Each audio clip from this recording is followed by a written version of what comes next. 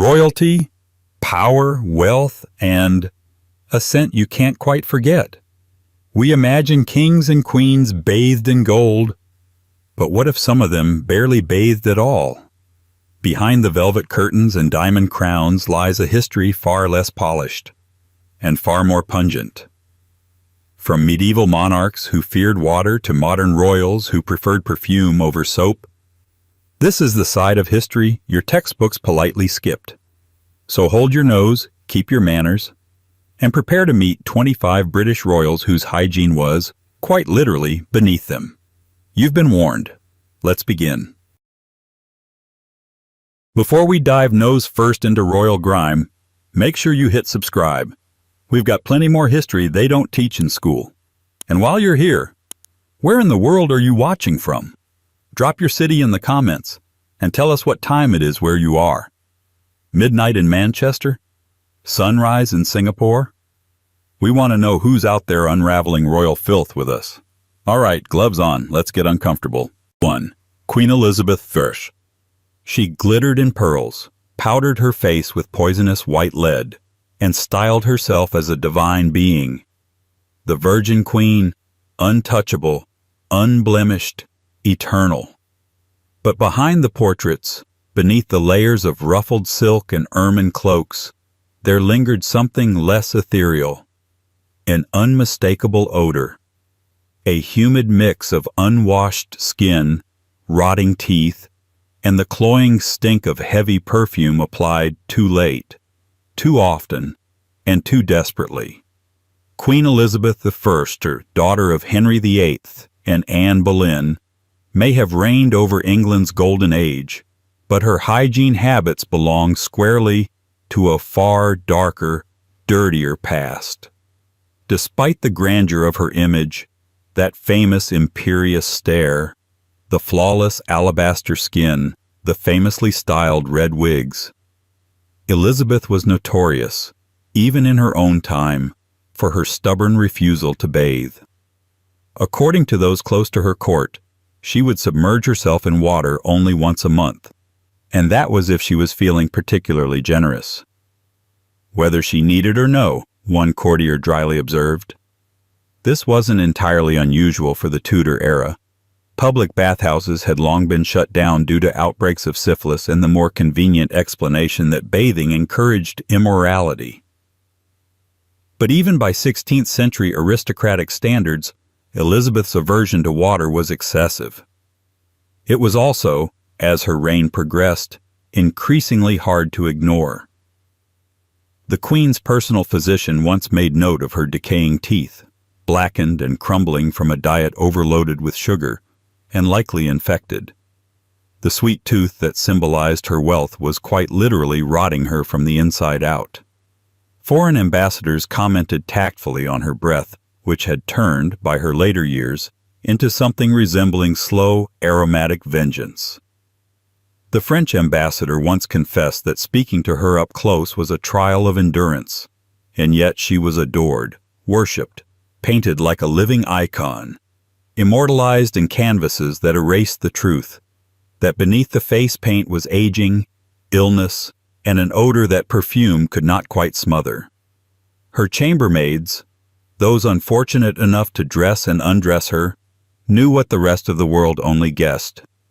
Her underclothes were rarely changed, her wigs were rarely cleaned, and her chambers required constant perfuming to keep the atmosphere bearable.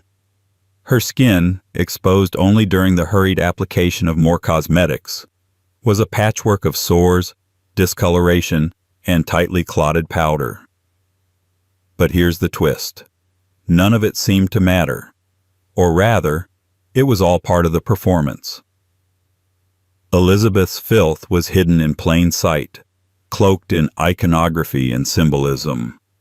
Her immaculate image, as virgin, goddess, monarch, was manufactured layer by layer, gown by gown, brushstroke by brushstroke, until the human body beneath it disappeared entirely. In a way, her dirtiness was part of the illusion. What better way to separate oneself from ordinary humanity than to become completely untouchable? Even ironically by soap and water? Her reluctance to wash may have been part ideological, part practical, and part personal. Water was considered dangerous. Doctors warned that bathing could open the pores and invite illness, a belief that Elizabeth, ever cautious, took seriously. And there was perhaps a deeper, more psychological resistance at play. To wash would be to confront the body, to acknowledge its mortality, its frailty, its feminine messiness. And Elizabeth, ever the architect of her own mythology, could not afford that kind of intimacy. She had no room for flaws, so she powdered them, perfumed them, and buried them beneath silks and ceremony. Still, those closest to her could smell the truth. Her laundresses had to deal with linens soaked in royal sweat. Her dentists, such as they were, had to clean around infected gums and loose teeth. Her ladies-in-waiting had to pretend not to gag. And as the queen aged, the tension between her image and her body grew impossible to ignore. There were rumors, whispered, not written, of ulcers, of infections, of sores that never quite healed. But these details were excluded from the official record. Only her smell remained as an unerasable trace. You can't paint over stench.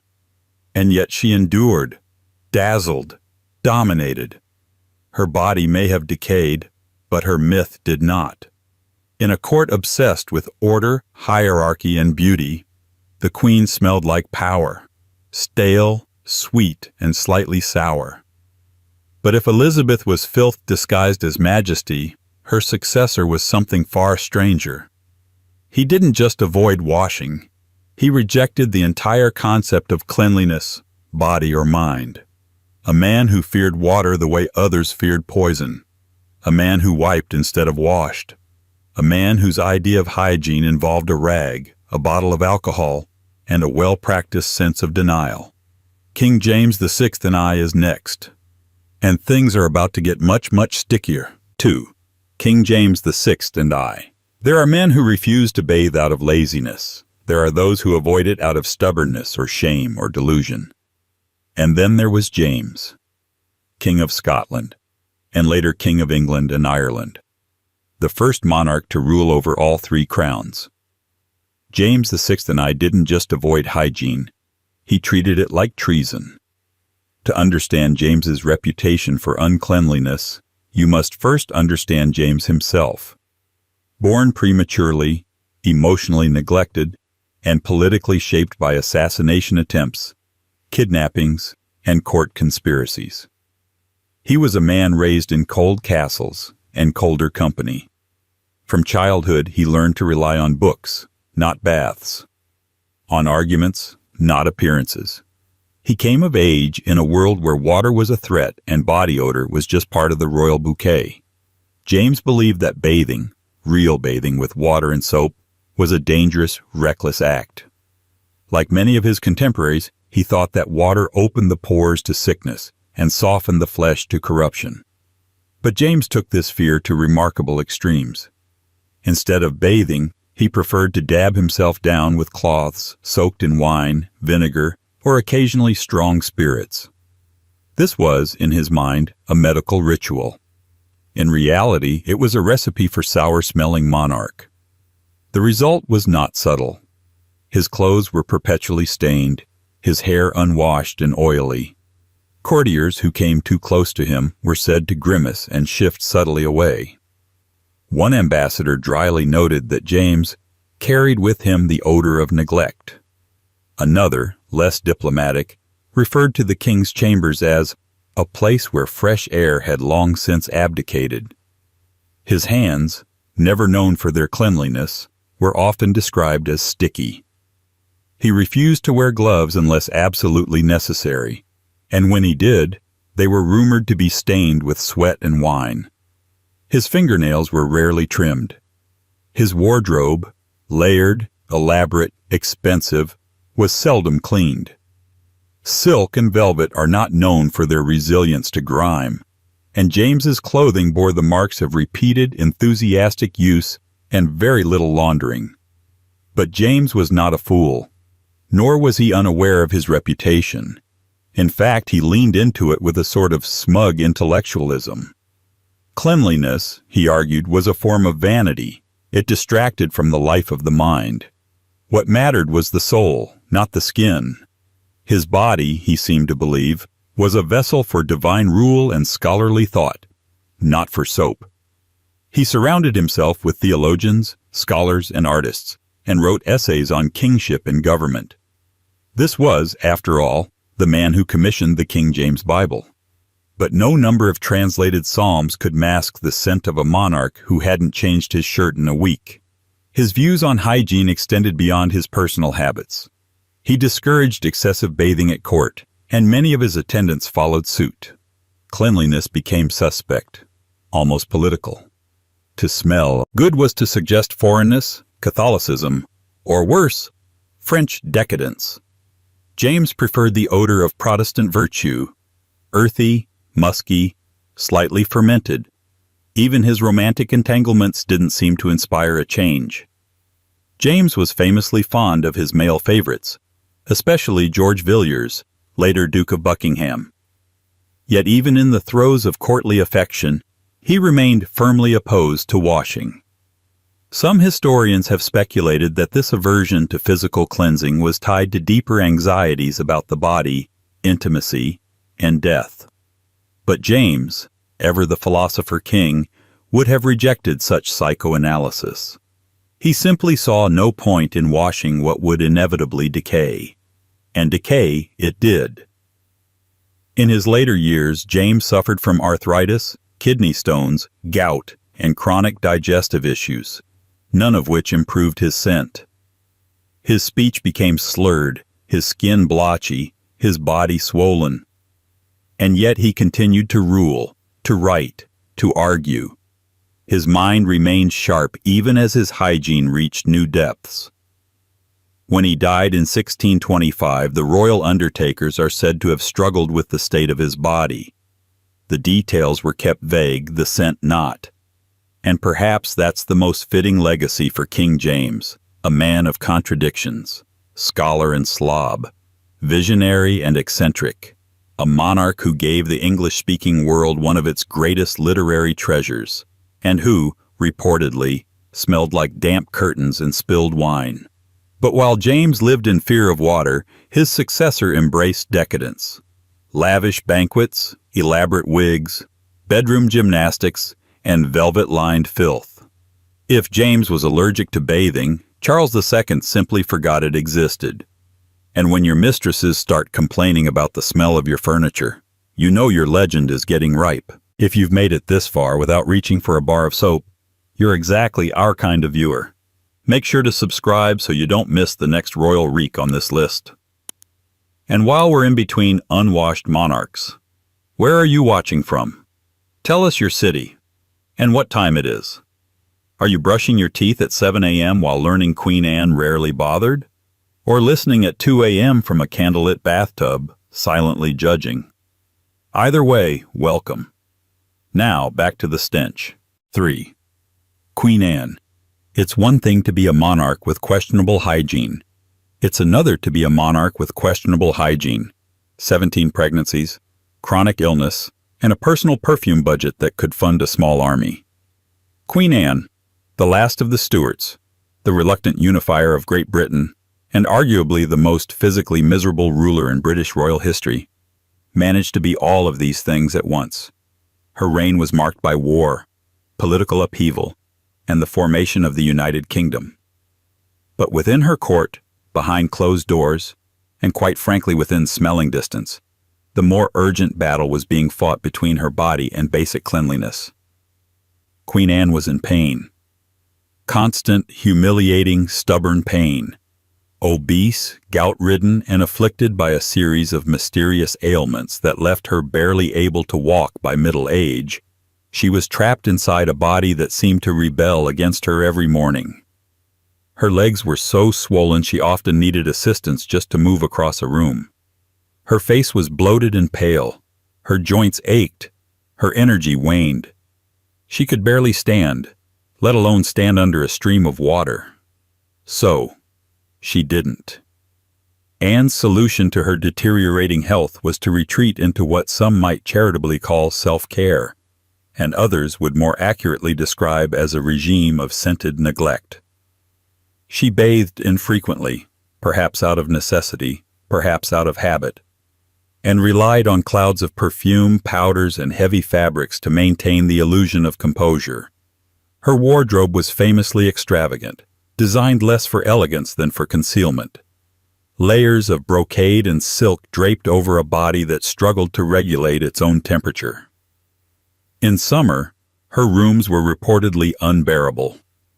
The smell of sweat, illness, and floral perfume hung in the air like a permanent fog. Court gossip had a field day. Servants noted, discreetly and then not so discreetly, that the Queen's bedchambers often reeked, a combination of sour linens, stale powders, and the smell of old food left behind by frequent midnight snacks. She often spilled wine or meat gravy on herself and didn't change garments regularly. Chambermaids had to coax her into fresh underclothes. Physicians hovered nearby with tinctures and tonics that did very little. Courtiers learned to breathe through their mouths. Anne's medical treatments, such as they were, didn't help. Bloodletting, laxatives, poultices, and compresses only added new aromas to the royal ambiance. She often had open sores on her legs and was prone to fainting fits. Rather than clean her skin, her attendants frequently dabbed her with cloths soaked in lavender or rose water, a practice that, while aromatic, did little to halt the buildup of grime. The Queen, meanwhile, preferred to keep things simple. Avoid exertion, avoid confrontation, and avoid water. Her teeth were another matter. Though less infamous than Elizabeth's, Anne's dental hygiene was similarly poor. Sugar was a daily indulgence, and dental care was still medieval. She reportedly suffered from chronic toothaches, which she attempted to ignore with admirable grit and a steady flow of brandy. When her speech became slurred, some chalked it up to alcohol. Others suspected infections. Either way, conversations with the Queen were better experienced from a respectful distance. But here's where things get complicated. For all her personal messiness, Anne wasn't a caricature. She was deeply religious, politically shrewd in her own guarded way, and fiercely loyal to those she loved. Her letters to Sarah Churchill, Duchess of Marlborough, are among the most emotionally intense correspondences in royal history. She governed during a period of extraordinary change and faced relentless pressure from Parliament, from rival factions, and from her own failing health. It's easy to mock her for the smell. Harder to imagine the daily reality of ruling a country while feeling like your own body is collapsing underneath you. There's also a cruel irony at play. Anne presided over a court obsessed with appearances. Fashion was militarized. Perfume was weaponized. Decorum was everything. Yet here was the monarch, the very figure around whom the entire hierarchy revolved, sinking slowly into a private swamp of aches, powders, and unwashed sheets. In a way, her hygiene became a silent rebellion. If the throne couldn't keep her healthy, why pretend? Still, as her reign progressed, the rumors intensified. Foreign dignitaries made veiled comments about the Queen's atmosphere. Visiting nobles kept meetings short. Her own ministers began issuing orders without expecting her to attend meetings in person. She became a presence, symbolic, distant, increasingly mythic in her isolation. Her stench, like her sovereignty, traveled without her. In the end, Queen Anne became a kind of tragic symbol, a woman rotting under the weight of a crown she couldn't escape. Her body was a battlefield, her scent the ghost of wars fought in private.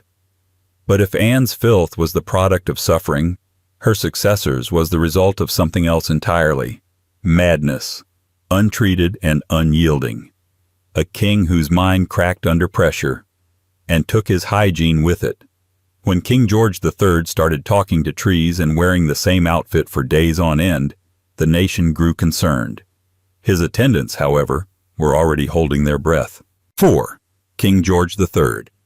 By the time King George III was seen talking to an oak tree, most of his court had already learned to brace themselves for more than just uncomfortable conversation.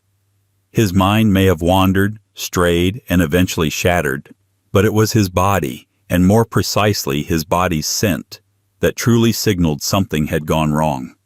Officially, George was mad. Unofficially, he was unwell in every imaginable way. The monarch whose reign saw the American colonies revolt, the Napoleonic Wars ignite, and Britain stumble toward modernity, also oversaw a slow and pungent decline into something much harder to define. You can track the progression of George III's hygiene like a map of his unraveling mind. Early in his reign, he was considered rather proper, even austere, a family man, a farmer king, a moral compass in an age of scandal-prone royals. But as his mental health began to fracture in the late 1780s, so too did his interest in grooming, cleanliness, and clothing. At first, the signs were subtle. A missed shave here, an unchanged shirt there, but soon the patterns became more dramatic. He would dress in the morning, forget he was dressed, and then redress, sometimes several times a day.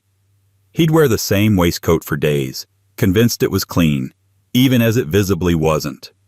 His garments bore the creases of sleep, the smudges of food, the faint shimmer of perspiration that no amount of royal embroidery could disguise. Then came the refusals. Refusals to change, refusals to wash, refusals to allow even the most trusted attendants near him. As paranoia crept in, George began to suspect tampering, poisoning, betrayal. Water, once tolerated, became suspect. Baths were rejected. Clean linens were viewed with hostility. Some days he refused to allow his bed to be made, convinced that the act would disturb some imagined order only he understood. And still he ruled, or at least appeared to. Court physicians were baffled. Parliament grew anxious. Courtiers whispered behind gloved hands. But the smell, the scent of sweat trapped in layers of wool, the odor of illness and anxiety steeped into the upholstery, gave the game away long before the headlines caught up. His rooms reportedly became so unpleasant that staff rotated in short shifts, citing headaches, nausea, and the timeless royal excuse, indisposition. The worst episodes came in cycles. During his most severe breakdowns, George's speech became frenzied. He spoke for hours without pause. He scribbled long, incoherent letters. He sang. He cried. He refused food or devoured it with childlike abandon. And through it all, he remained marinated in his own decline, his clothes unchanged, his hair uncombed, his fingernails left to grow and blacken at the tips. Yet despite the state of his hygiene, George retained a curious charm. Visitors noted that even in madness, he was polite, kind, passionate. He spoke with great emotion about farming, astronomy, music, and faith. His compassion for animals remained intact. His grief over lost children was raw and sincere. But he no longer recognized social boundaries, or physical ones. He would stand too close, grip a hand too long, forget he had already greeted someone and do it again. And again. Each time, with a scent that lingered. When his illness intensified in the early 19th century, he was effectively removed from power. His son, the future George IV, acted as Prince Regent. George III, meanwhile, was confined to Windsor Castle, where he lived out his days surrounded by servants trained not only in medicine, but in discretion. They kept the doors closed, the windows open, and the real state of the king carefully obscured from public view. He would live like this for nearly a decade, blind, dazed, often mute, rarely washed. By the time of his death in 1820, the man who had once prided himself on Protestant virtue and moral leadership had become a symbol of tragic decline, a ruler brought low not by scandal or war, but by something far more insidious, the slow decay of the mind and the neglect that followed in its wake. In retrospect, George's hygiene, or lack thereof, became a silent record of his suffering. The smudged waistcoats, the greasy hair, the wrinkled sheets.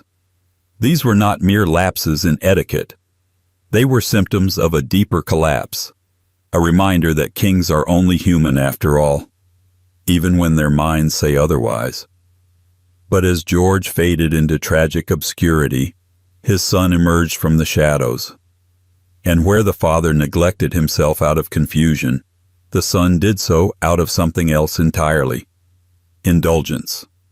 If George III forgot to wash, George IV simply couldn't be bothered. The next monarch would not just neglect his hygiene. He would wrap it in silk, drown it in perfume, and declare it fashionable. 5. King George IV. Some monarchs were undone by illness, others by war. King George IV, however, was slowly and luxuriously defeated by himself. One pudding, one wig, one unlaundered waistcoat at a time. If his father, George III, decayed tragically, then George IV rotted with flair.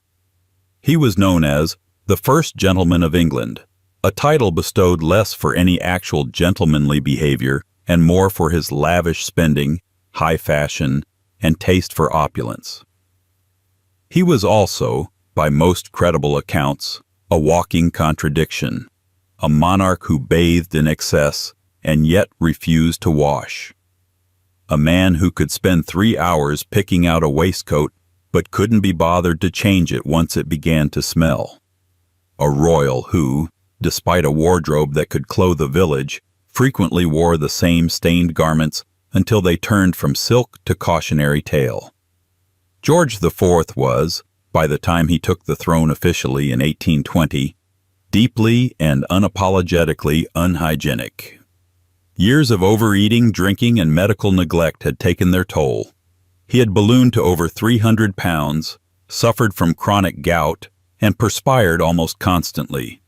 And yet, rather than address these bodily realities with some routine bathing or even a nod to basic cleanliness, George leaned into denial and perfume.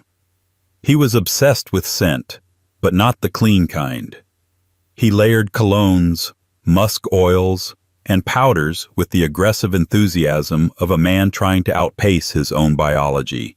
Visitors described his personal aura as overpowering, sickly sweet, and dense. One French observer noted that it was like standing next to a florist's shop set on fire. But no bouquet, however exotic, could quite mask the fundamental truth. George smelled like a man who dressed richly but lived poorly. His undergarments, those few he allowed staff to replace, were reportedly worn until the fabric gave up entirely. Laundry was not a priority. Tailors complained of returning garments only to find them ruined beyond repair within weeks. His shirts grew yellowed under the arms, his collars dark with accumulated oils and sweat. He sweated profusely, often during royal audiences, leaving silk chairs with damp impressions that had to be discreetly dried between appointments. Staff began placing linen pads on furniture ahead of his visits, not for etiquette, but for sanitation. Despite this, George saw himself as the height of refinement. He surrounded himself with glittering objects, ornate furniture, gilded mirrors, and imported fabrics. His apartments at Carlton House, and later at the Royal Pavilion in Brighton, were dazzling, and yet, curiously, always needed windows flung open. Servants circulated constantly with scented cloths and incense burners. Behind the grandeur, there was a quiet panic to control the environment, not politically, but olfactorily. His hygiene habits extended beyond clothing into his famously indulgent diet. Meals were long, heavy, and sloppily eaten. Gravy stains on royal garments were common. Napkins were used infrequently, plates licked occasionally. He favored rich meats, heavy creams, sweet wines, and vast quantities of brandy. Physicians warned him, repeatedly and with increasing alarm, that his health was collapsing. His response was typically regal, denial followed by another meal. Court satirists and cartoonists had a field day. George became an easy punchline, the bloated dandy, the decadent glutton, the king whose wigs were powdered but whose armpits were not. One popular caricature showed him reclining in a sweat-soaked chair, surrounded by clouds of perfume and empty dishes, with a chambermaid holding her nose in the corner. It wasn't far from reality. Even his lovers, and he had many, commented on his physical state. Though we'll spare the details, let's just say that proximity did not improve the situation. While his father's decline was tragic and quiet, George's was decadent and public. The people noticed. Parliament noticed. Eventually, even George noticed, and simply stopped appearing in public altogether. In his later years, George became reclusive. Blinds drawn, doors closed, curtains pulled. His body had become a source of constant discomfort. He could barely walk. He suffered from severe edema, could not bend easily, and often required assistance just to rise from a chair.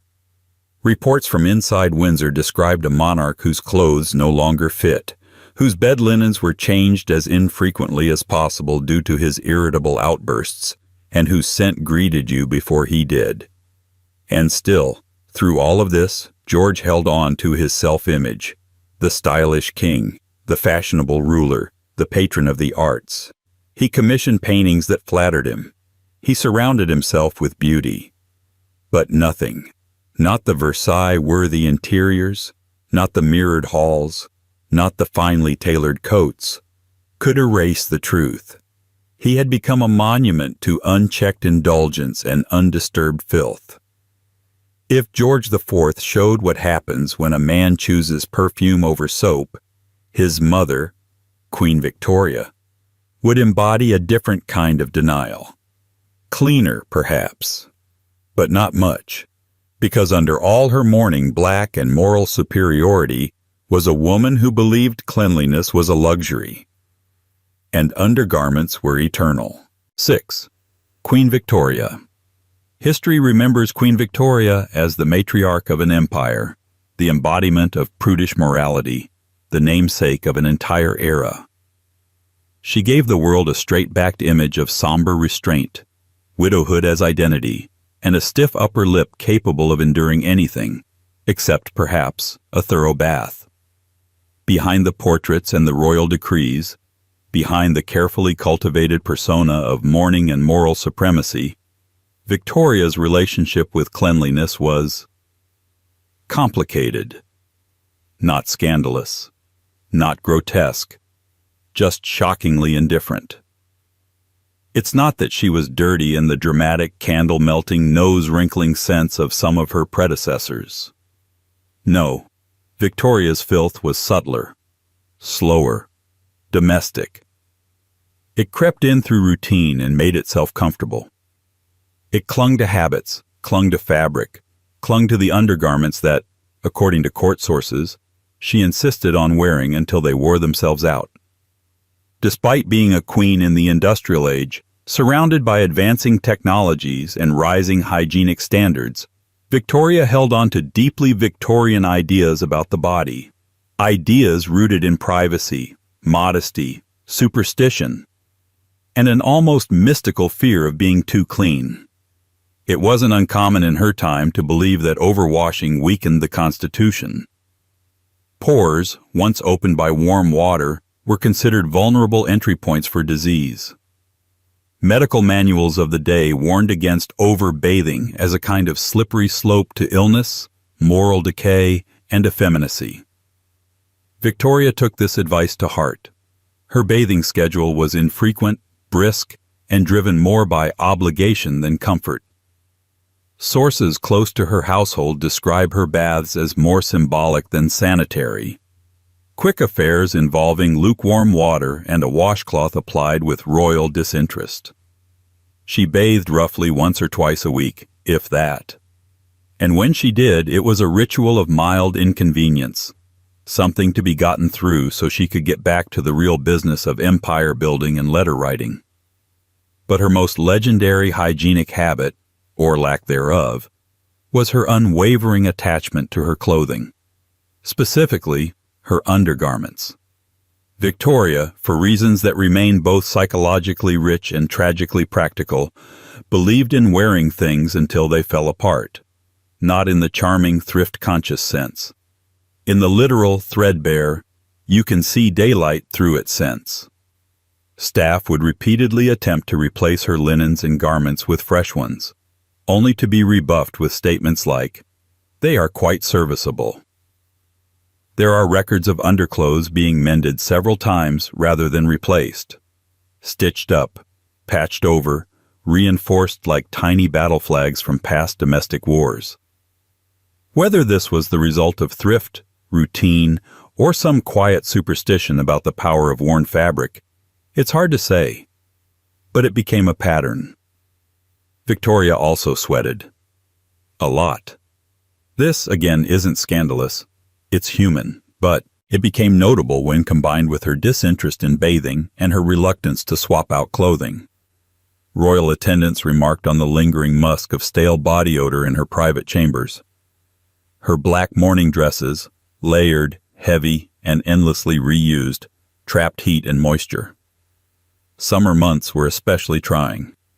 Her hair, which she insisted be styled in the same fashion for decades, was rarely washed and prone to oiliness. The bonnets helped cover it. The smell? Not always. To be fair, Victoria was not a recluse like her son would later become. She was active, engaged, and despite her withdrawn image, involved in state affairs almost until the end. But she was a product of contradictions. The queen who symbolized progress but avoided plumbing. The mother of modern Britain who could not be moved to change a pair of stockings until they were nearly translucent. Her marriage to Prince Albert, by all accounts, was deeply affectionate, but even Albert reportedly nudged her toward slightly better hygiene habits. After his death, her habits worsened. Mourning, for Victoria, became an all-encompassing state, emotional, psychological, sartorial, and olfactory. She wore black for 40 years. Her linens still rarely changed, her chambers increasingly sealed off and preserved in a kind of perpetual gloom. And yet, like so many monarchs with poor hygiene, none of this stained her legend. Victoria remains one of the most iconic rulers in British history. Her face appears on stamps, coins, statues. Her name is invoked as a shorthand for moral order and national pride. But the truth is, beneath the polished marble of her image lies a reality much less pristine. A woman who ruled an empire with iron will and sweat-stained petticoats. But if Victoria's filth was institutional, hidden under layers of black crinoline and widowhood, her son would take a more flamboyant approach. King Edward VII didn't try to hide the smell. He simply covered it in cigars, silk sheets, and scented scandal. And as it turns out, even the finest French brothels had something to say about the king's lingering aroma. 7. King Edward VII. If Queen Victoria's approach to hygiene was one of passive resistance, a stoic refusal to change her linens because tradition said not to, then her son, King Edward VII, practiced something closer to theatrical negligence.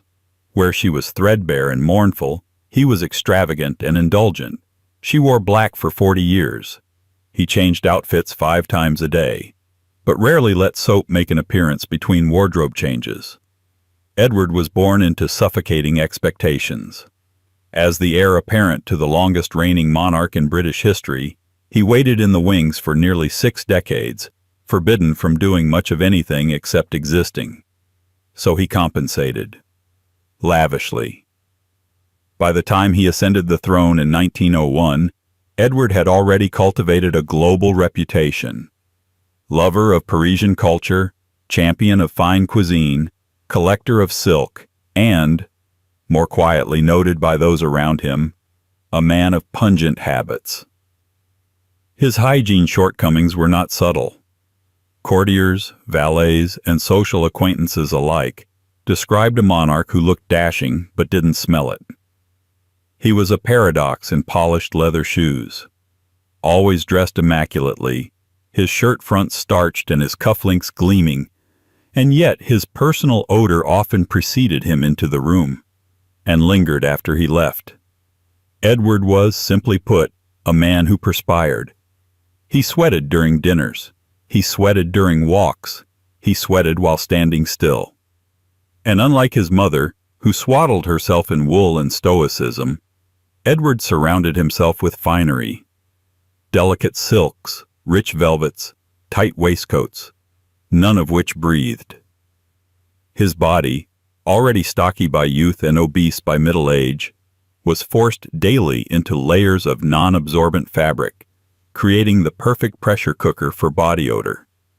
What made it worse, and for historians more fascinating, was his complete disinterest in resolving the issue. Like many aristocrats of his era, Edward relied heavily on perfume. But where others dabbed and misted, he marinated. Musk, cologne, scented oils. He applied them like war paint. The result was a dense, almost medicinal aroma that mingled with the natural byproducts of his body. One French hostess once remarked that the king left a memory in every room, a scent and a stain. Even among his own staff, his habits became legend. His underclothes were reportedly damp by midday, and yet he resisted frequent changes. His bed linens were changed infrequently, not from frugality, like Victoria, but from stubbornness. He didn't see the point. He preferred sleeping in his own personal stew of cologne and old sweat. Valets were instructed not to mention it. Footmen learned to crack windows slightly and discreetly fan the air behind his back. And then, of course, there was his dental hygiene. Edward had notoriously poor oral health, a fact that made close conversations less than pleasant. He smoked heavily, cigars, not cigarettes, and rarely brushed. Combined with rich food, wine, and indifferent bathing, the overall effect was persistent. Diplomats, especially from drier cultures, found meetings with him to be olfactorily memorable. But here's the twist. People adored him. Despite the sweat, the scent, and the stained upholstery, Edward VII was wildly popular. Unlike his mother, who inspired respect through distance, Edward won affection through charm. He was funny, witty, approachable. He remembered names. He could disarm political tension with a joke, distract foreign leaders with a compliment, and smooth over scandal with a glass of wine and a well-timed wink. He humanized monarchy, made it social, almost bohemian, and in doing so gave the British public a glimpse of something dangerously close to relatability. Of course, beneath the jovial exterior was a man deeply entrenched in denial. His health deteriorated rapidly in his later years.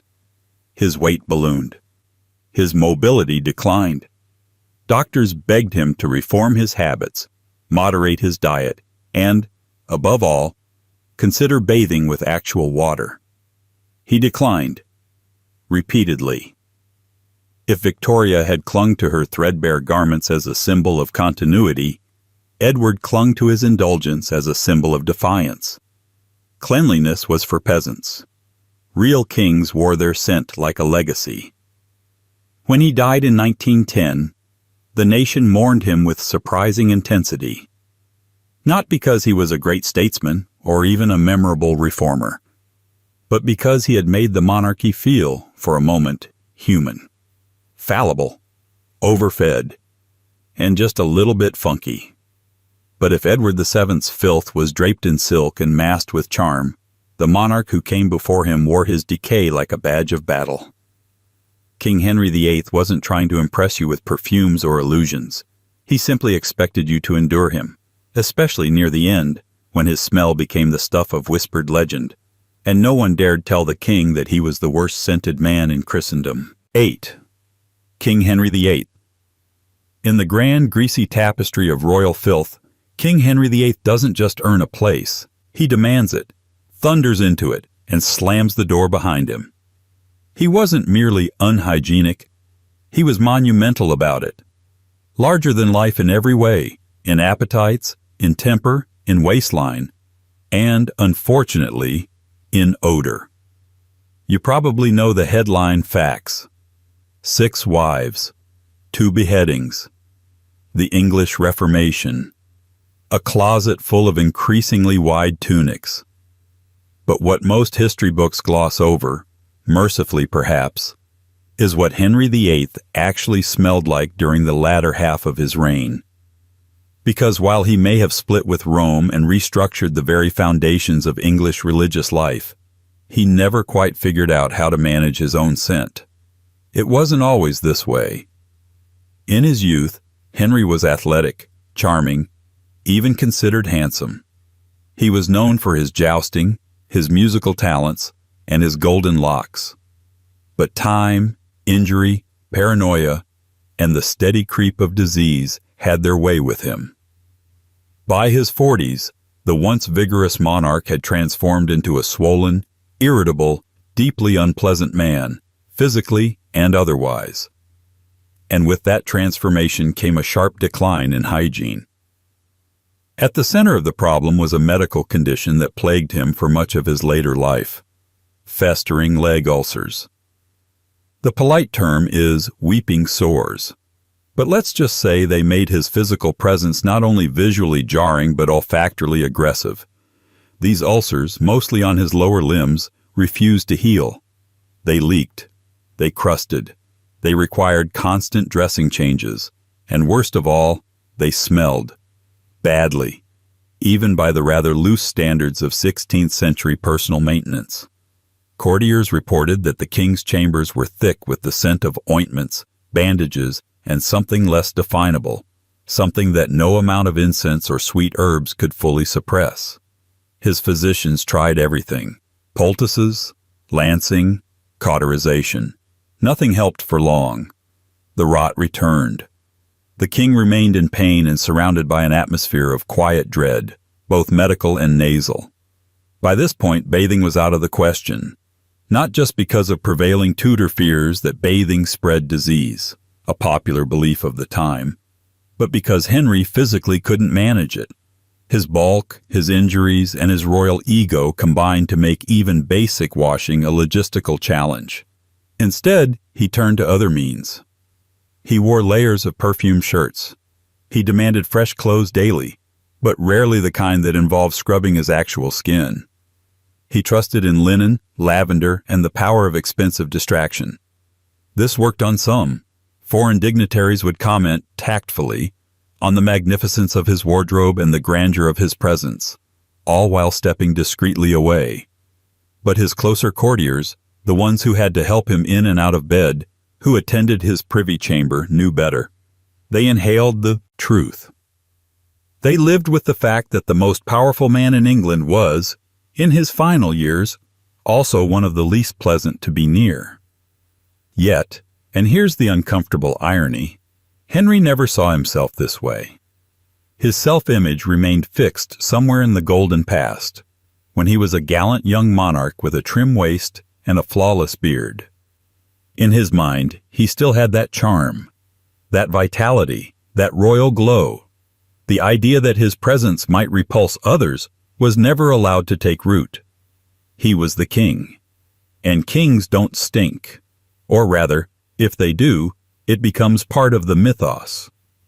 Henry's overpowering presence, his booming voice, his tempestuous moods, his appetite for control, was only amplified by the physical discomfort he carried with him. His odor wasn't merely a side effect, it became part of his legend. The king who could dismiss a pope and a wife with the same sneer, and who carried the scent of untreated decay wherever he went. Even in death, the story stuck.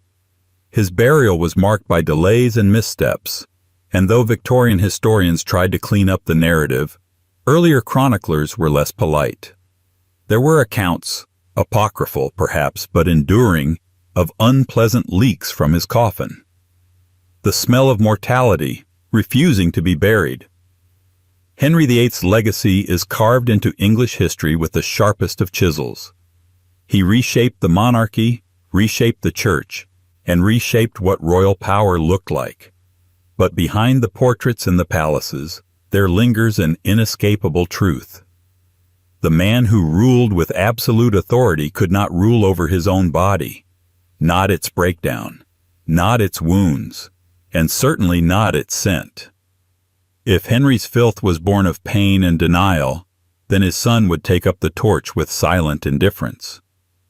King Charles II may have been called the merry monarch, but beneath the laughter, the wigs, and the long nights lay a man who bathed even less and laughed off the consequences. 9.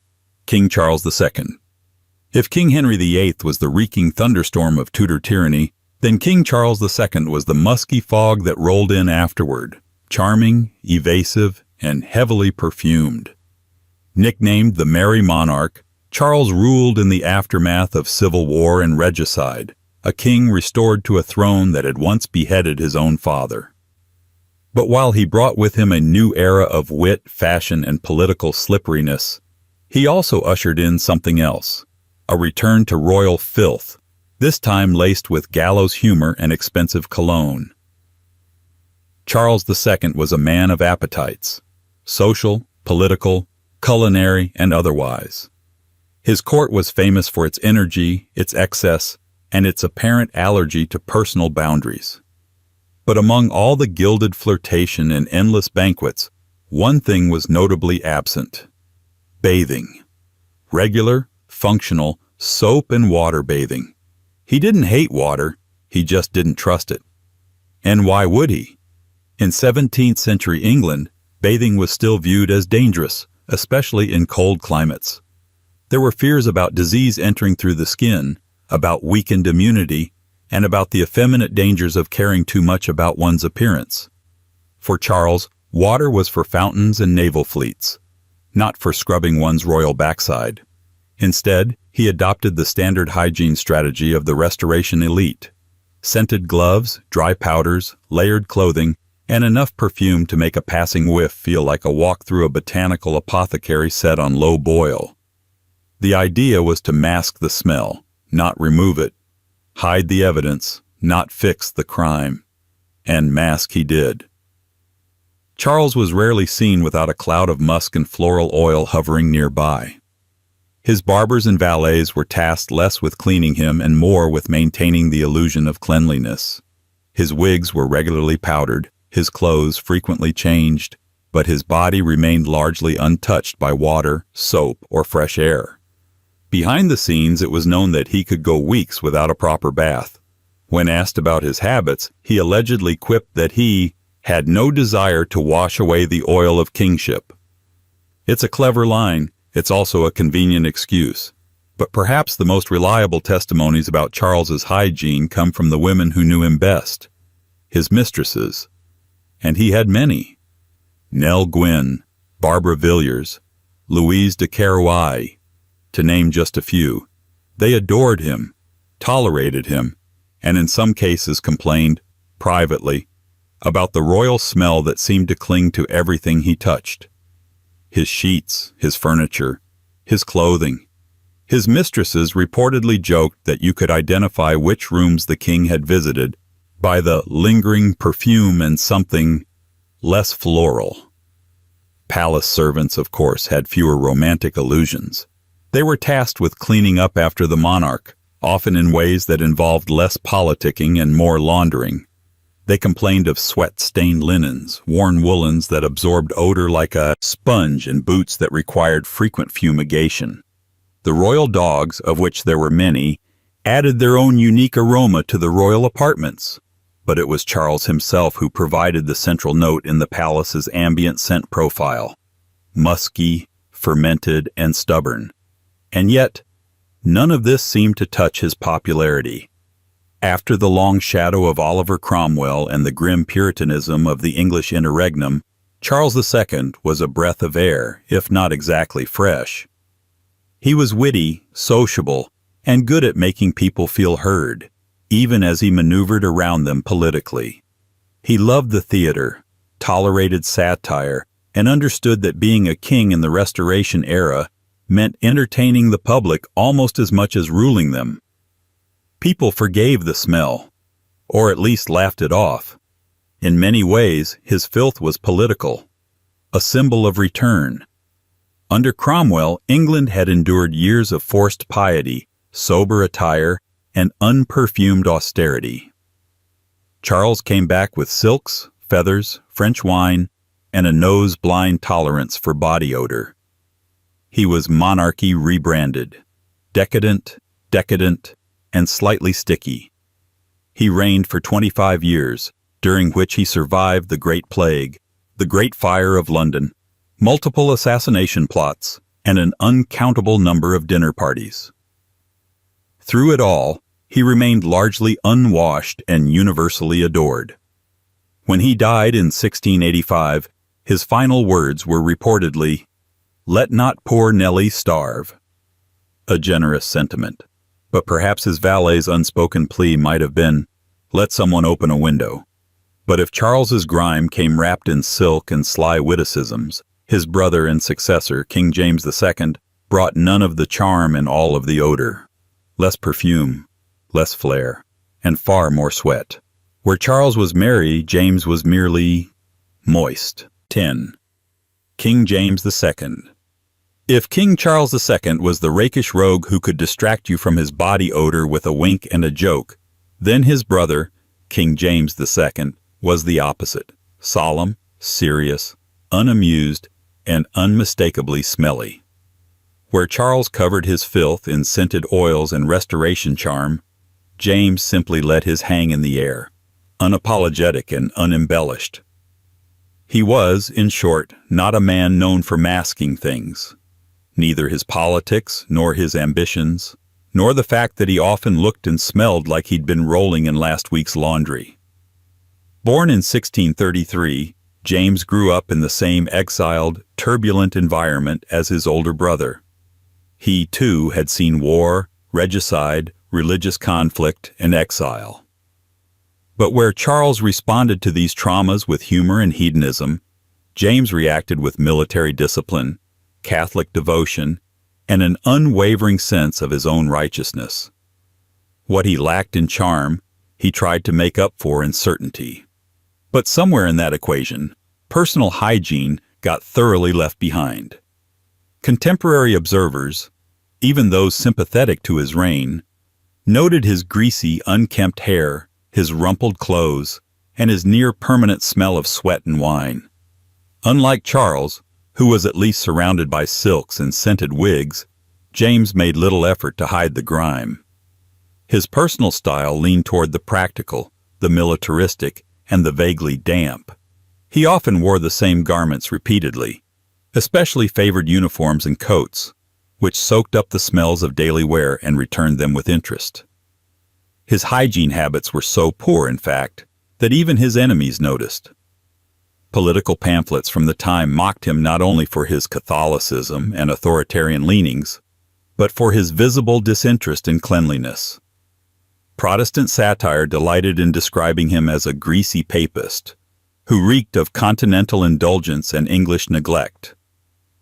His Catholic allies in France were only slightly more generous, privately noting that the English king was not concerned with matters of polish. He rarely bathed, even by the minimal standards of the 17th century. Water to him was to be avoided unless absolutely necessary, and possibly even then. Like many royals of the time, he relied on scented gloves, powders, and linen shifts to absorb sweat. But he didn't change those linens often enough for the strategy to work. His personal chambers were noted for being unusually stuffy, poorly aired, and filled with the unmistakable smell of royal stagnation. Valets and attendants wrote with increasing resignation about the state of his wardrobe. His undergarments were rarely fresh. His boots often sticky with accumulated moisture. His wigs, which by this point were mandatory for men of his rank, were seldom cleaned and had a habit of slipping awkwardly on his oily scalp. Barbers complained that his hair was difficult to manage due to long periods without washing. Physicians remarked on recurring skin irritations, which they attributed to sweat, poor diet, and fabric that hadn't seen soap in weeks. What made James's lack of hygiene more unsettling than Charles's was that there was no counterbalance, no charm, no disarming wit, no flirtation to soften the experience. He was stern, blunt, and notoriously lacking in patience. One courtier described standing beside the king as a test of one's loyalty and lung capacity. Others simply avoided close proximity altogether, which in a way suited James. He wasn't trying to win anyone over. He wanted to be obeyed. His reign, like his personal aura, was heavy. He pushed aggressively for Catholic reforms in a Protestant nation, alienated both Parliament and the Anglican Church, and surrounded himself with a small, loyal, and increasingly nose-blind circle of supporters. As his political power waned, his scent, unfortunately, did not. The Glorious Revolution of 1688 removed him from the throne without a battle, a relatively rare and polite expulsion, considering British history. He fled to France, where he was given asylum by Louis XIV, another monarch not known for bathing. Perhaps fittingly, James spent his final years in exile, surrounded by fellow nobles who also believed soap was suspicious, and that sweat was a sign of divine labor. He died in 1701, largely forgotten by his former kingdom, except in the way all unpleasant house guests are remembered, vaguely, with relief, and by the lingering smell in the upholstery. But if James's scent clung to velvet and regret, the next monarch's filth was more tragic than repellent. Queen Mary. I didn't just smell of sweat and illness. She reeked of sorrow, secrecy, and a body burdened by sickness and symbolism. 11. Queen Mary. In the theater of Tudor tragedy, Queen Mary once is usually cast as the villain, the dour Catholic, the bloody monarch, the religious zealot who turned the realm into a funeral pyre. But behind the smoke of political legend stands a figure far more complicated. A woman raised in isolation, ruled by disappointment, and haunted by the relentless betrayal of her own body. Her hygiene, or lack thereof, was less a matter of neglect than of grief. The kind of grief that seeps into your skin, your clothes, and the very air around you. Born in 1516 to Henry VIII and Catherine of Aragon, Mary entered the world as a royal heir, only to be declared illegitimate when her father tore England from Rome and her mother from the throne. She spent much of her youth in exile from power and affection, surrounded by religious tutors and increasingly hostile political winds. By the time she became queen in 1553, she was already physically fragile, emotionally scarred, and deeply suspicious of those around her. And it showed, not only in her politics, but in her person. Mary was not known for vanity. She wore simple gowns by royal standards, often in dark, heavy fabrics that made her look older than her years.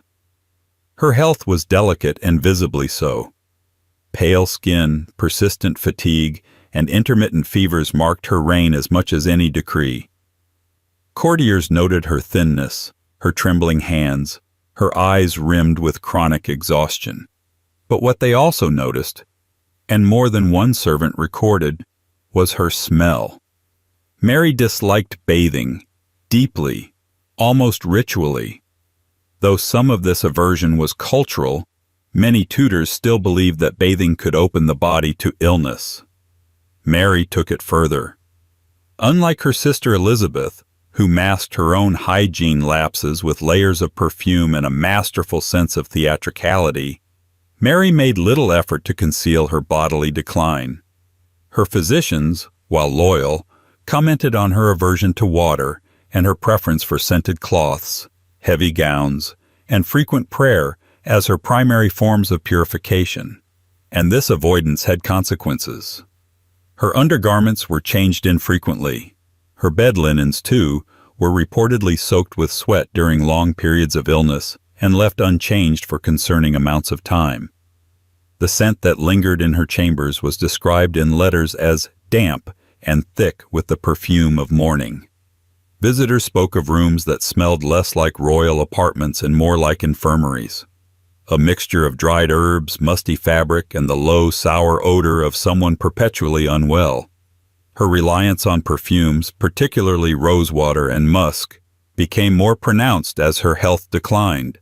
But unlike the flamboyant clouds of fragrance worn by Charles II or the luxurious layers favored by George IV, Mary's use of scent had a mournful, almost desperate quality. It wasn't meant to allure. It was meant to conceal, a bodily confession hidden under rosaries and rose petals. Mary's poor hygiene was compounded by a series of phantom pregnancies that devastated her emotionally and physically. On at least 2 occasions, she was believed to be pregnant by her court, her physicians, and even herself. The anticipation of an heir, a Catholic successor, consumed her. Rooms were prepared, cribs were carved, bells were readied, but the child never came. Instead, her body swelled inexplicably. Her moods darkened. Her physical discomfort increased. And yet, she refused to allow attendance too close. Medical care was limited. Washing was delayed. The royal body became not only a source of mystery, but a site of silent suffering. This cycle of anticipation and disappointment left its mark. Mary became more withdrawn, more guarded, and reportedly, more pungent. Her attendants did their best. Herbs were burned in the hearths. Flowers were kept in every corner. But nothing quite masked the truth, that their queen was decaying in slow motion, and that no amount of devotion could reverse it. In her final months, Mary was beset by a combination of fever, melancholy, and suspected cancer. Her breath grew faint. Her skin, once alabaster, became waxen. Visitors commented not only on her appearance, but on the air in her room, heavy, damp, and oppressive. By then, even her most loyal courtiers admitted she could no longer manage the basics of care. Yet she resisted outside help, clinging to privacy even as her body betrayed her once more. She died in 1558 at the age of 42. England, exhausted by religious swings and public executions, exhaled with relief. Her half-sister Elizabeth took the throne, ushering in a new era, brighter, more theatrical, and slightly more powdered. But Mary's legacy lingered, in policy, in history, and perhaps in the upholstery of the royal apartments. Her reign may be remembered for its flames, but her body was a quieter burn, slow, sad, and scented with resignation. If Mary wore her decay like a shroud of sorrow, the next monarch carried it with the careless ease of youth. King Edward VI was young, brilliant, and tragically brief, and yet even in his short life, he managed to attract whispers of filth from those who stood too close. 12. King Edward VI. By the time King Edward VI took the throne in 1547, England had already grown accustomed to volatile monarchs and their ever-shifting fragrances of decay. He was just 9 years old when the crown was placed on his head, a pale, serious boy raised on Protestant scripture and humanist philosophy, now expected to rule a kingdom still hung over from his father's many marriages and his sister's brief, bloody reign.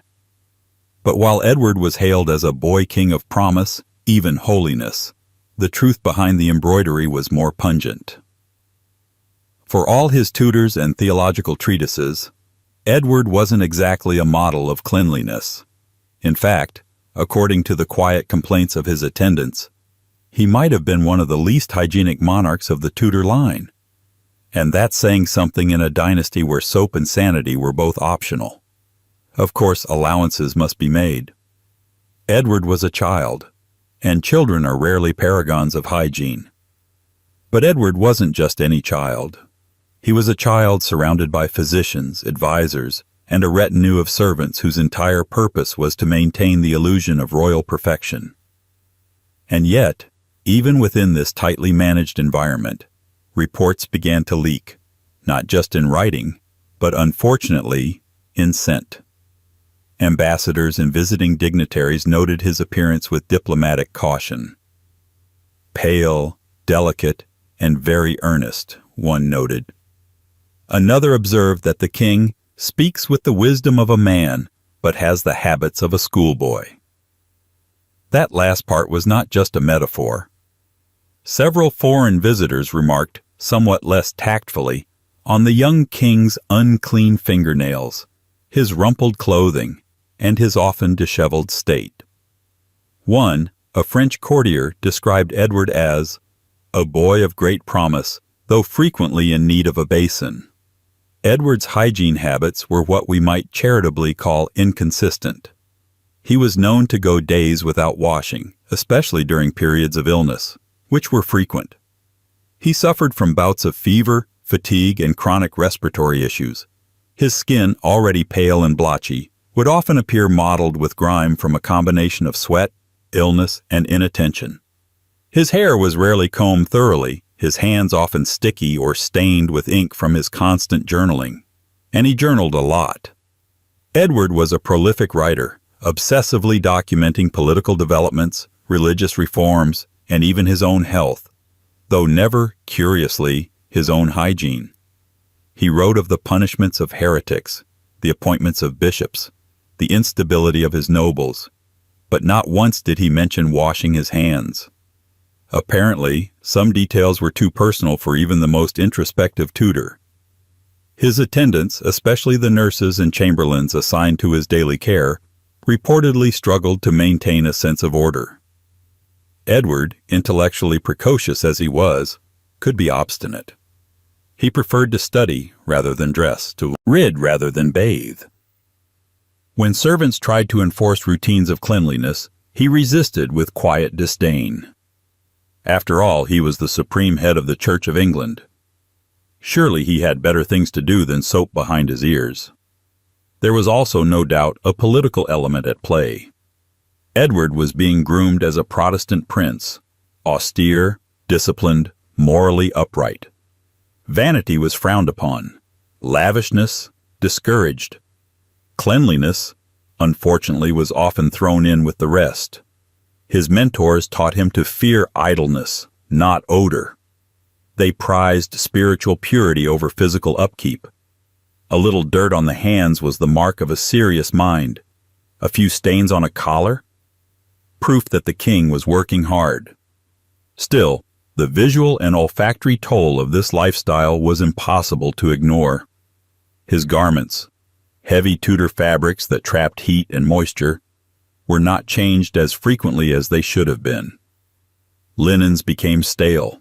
Bedclothes took on the sour smell of sick-room humidity.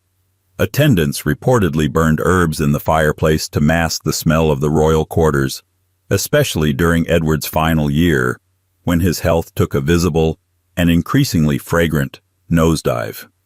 By 1552, it was clear that the boy king was not well. He coughed incessantly. He grew thinner by the week. His complexion faded to a translucent gray. Theories ranged from tuberculosis to pneumonia to every Tudor-era medical catch-all known to man. What is certain is that his hygiene declined in tandem with his health. As his strength failed, so did any remaining inclination to wash. His servants noted his growing refusal to change clothes or be disturbed for grooming. He was in pain, and increasingly he smelled like it. He died in 1553, aged just 15.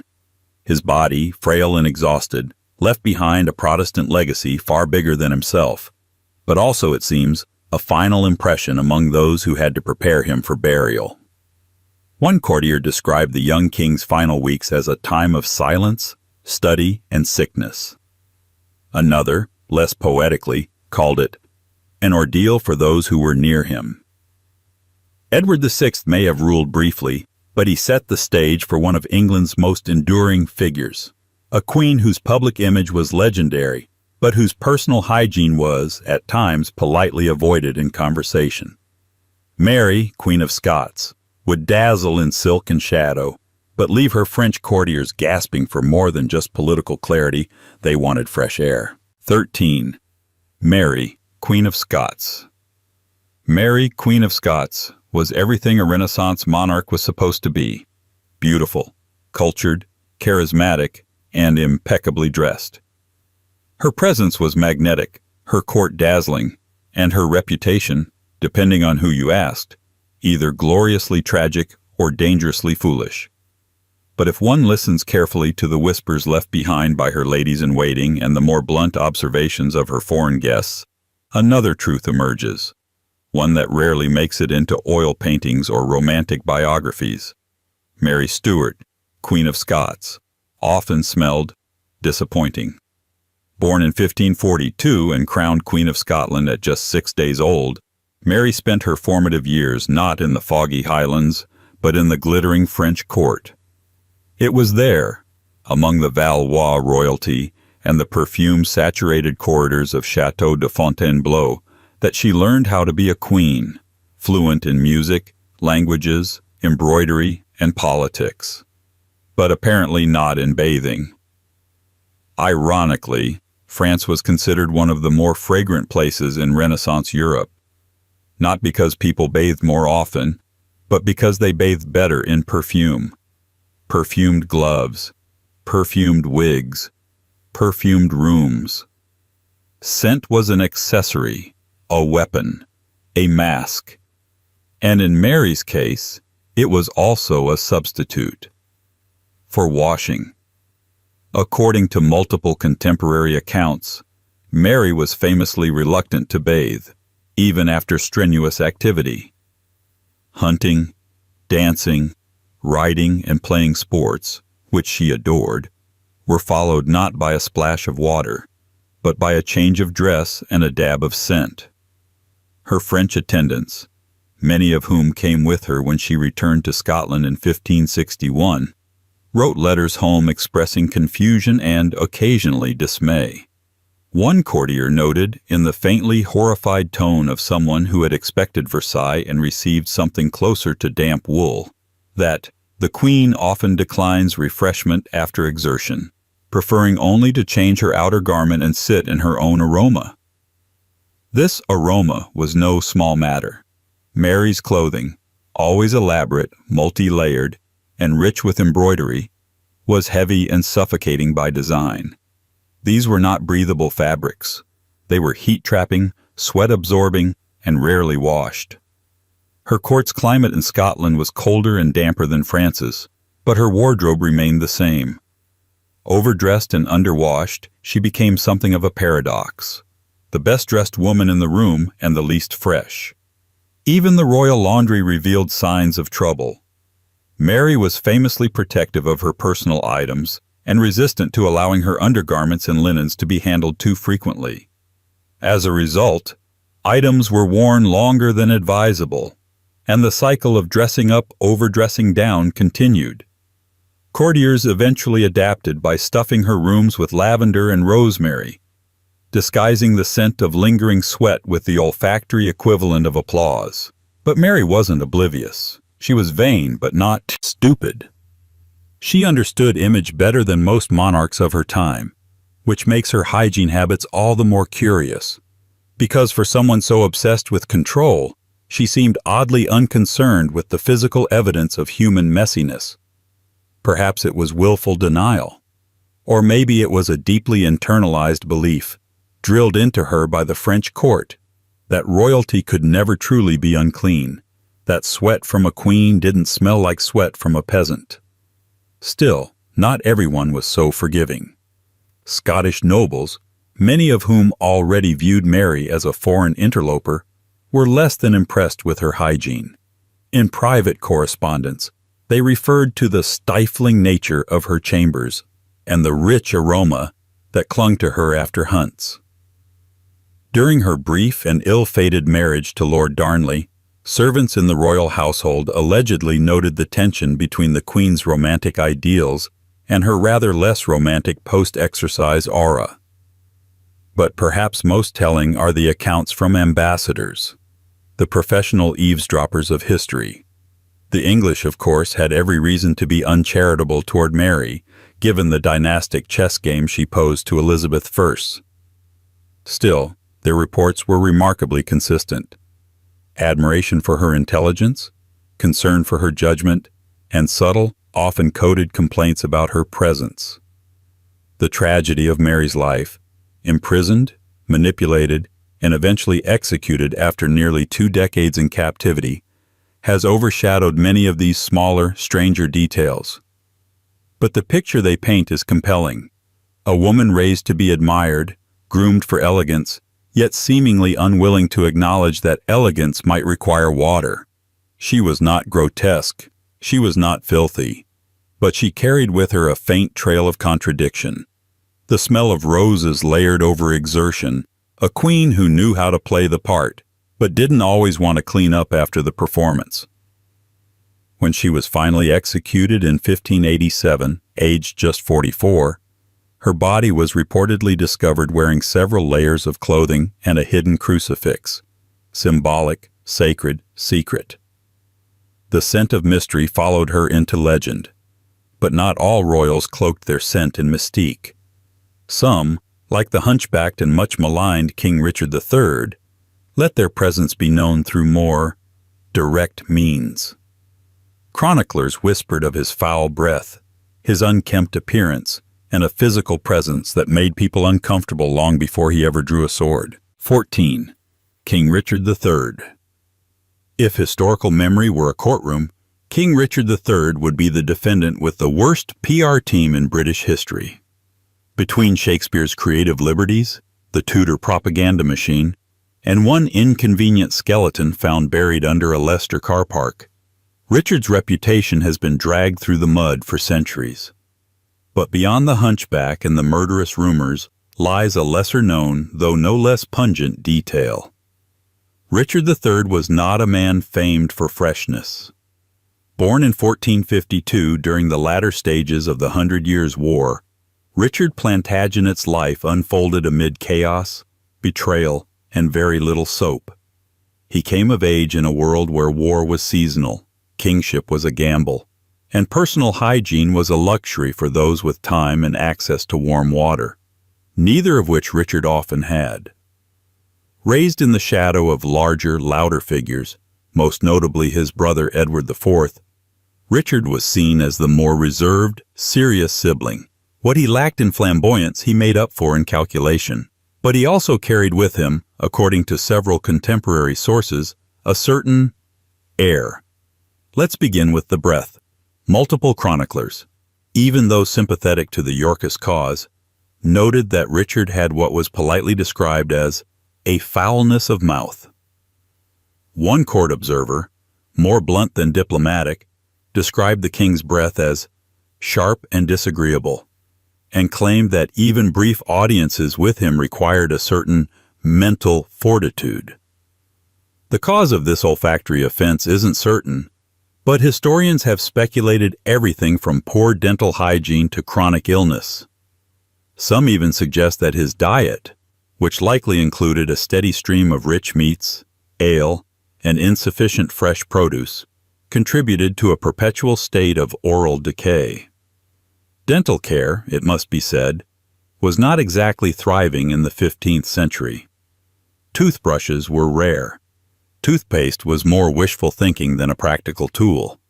The best-case scenario for most nobles involved rinsing with wine or vinegar and hoping for the best. Richard, often described as grim and practical, doesn't appear to have been particularly invested in this area of self-maintenance. His teeth were reportedly discolored, chipped, and often coated in plaque, the result of years of royal dining and minimal cleaning. Beyond his breath, Richard's general hygiene also drew quiet concern from those around him. His hair was said to be perpetually unkempt, his fingernails unclean, and his clothing, while regal in quality, often bore the marks of repeated, unlaundered wear. Unlike the dandified kings of later centuries, Richard did not appear to care much for appearances. His garments were functional, often military in cut, and suited for long days in the saddle. But practical does not mean pleasant. His time on campaign only made matters worse. Richard spent much of his life in the field, either managing border disputes or preparing for civil war.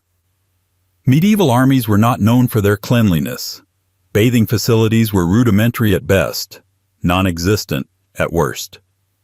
As a commander, Richard was reportedly hands-on, respected for his discipline and fearlessness. But the price of that leadership style was often paid in sweat.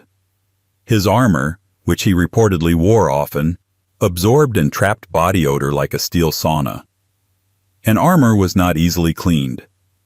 After a few weeks on campaign, one might imagine it developed a personality of its own. Perhaps the most telling accounts come not from battlefield reports, but from court life. At formal events, Richard was known to keep his distance. Some believed it was a symptom of his introverted personality. Others whispered that it was a matter of discretion, for olfactory reasons. Even members of his own household reportedly complained that his chambers required frequent refreshing with herbs, coals, and open windows. It's worth noting, of course, that Richard's reign was brief and violent. He ruled from 1483 to 1485, a period dominated by internal strife and suspicion. His seizure of the throne, following the disappearance of his young nephews, the so-called princes in the Tower, made him one of the most controversial monarchs in English history, and when he died at the Battle of Bosworth Field, his legacy passed quickly into the hands of his enemies, most notably Henry Tudor and his very skilled propagandists. Shakespeare's Richard III, the villainous bottled spider, solidified the image of a deformed, malevolent figure whose external appearance mirrored his corrupted soul. But the bard left out one key sensory detail. According to those closest to him, the king might have smelled almost as bad as his reputation. Centuries later, when Richard's remains were discovered in 2012 beneath a Leicester car park, forensic evidence confirmed the presence of scoliosis, giving partial truth to the legend of his twisted spine. But the diggers found no definitive cause for his halitosis or his reputation for filth. Perhaps that's for the best.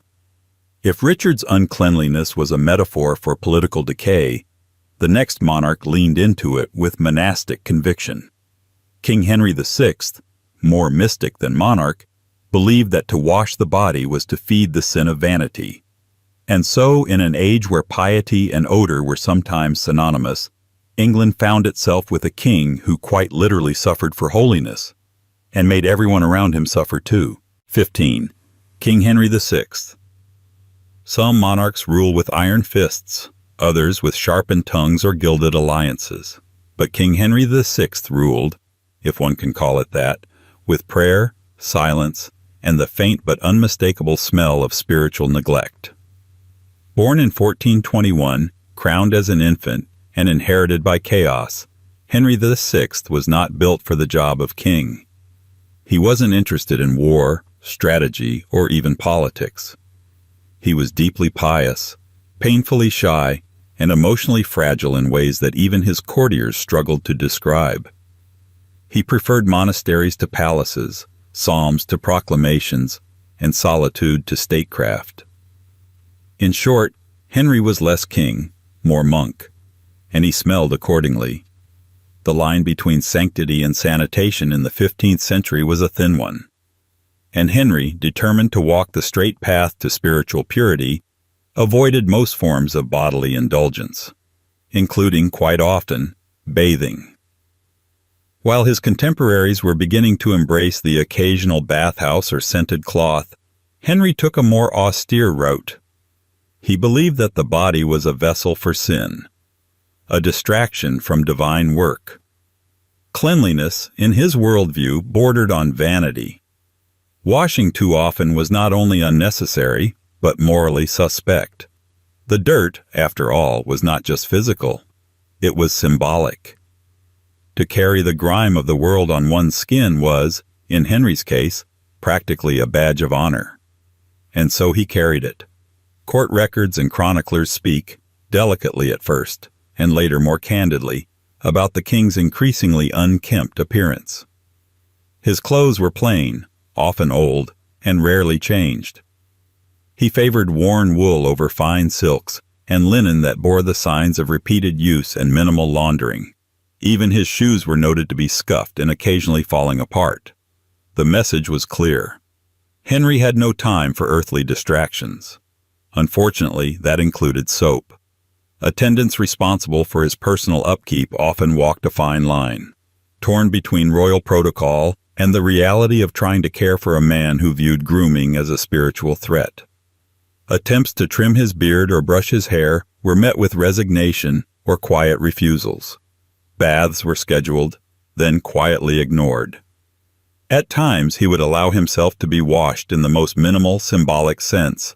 A cloth dabbed along the neck, a splash of water across the forehead, more ritual than hygiene.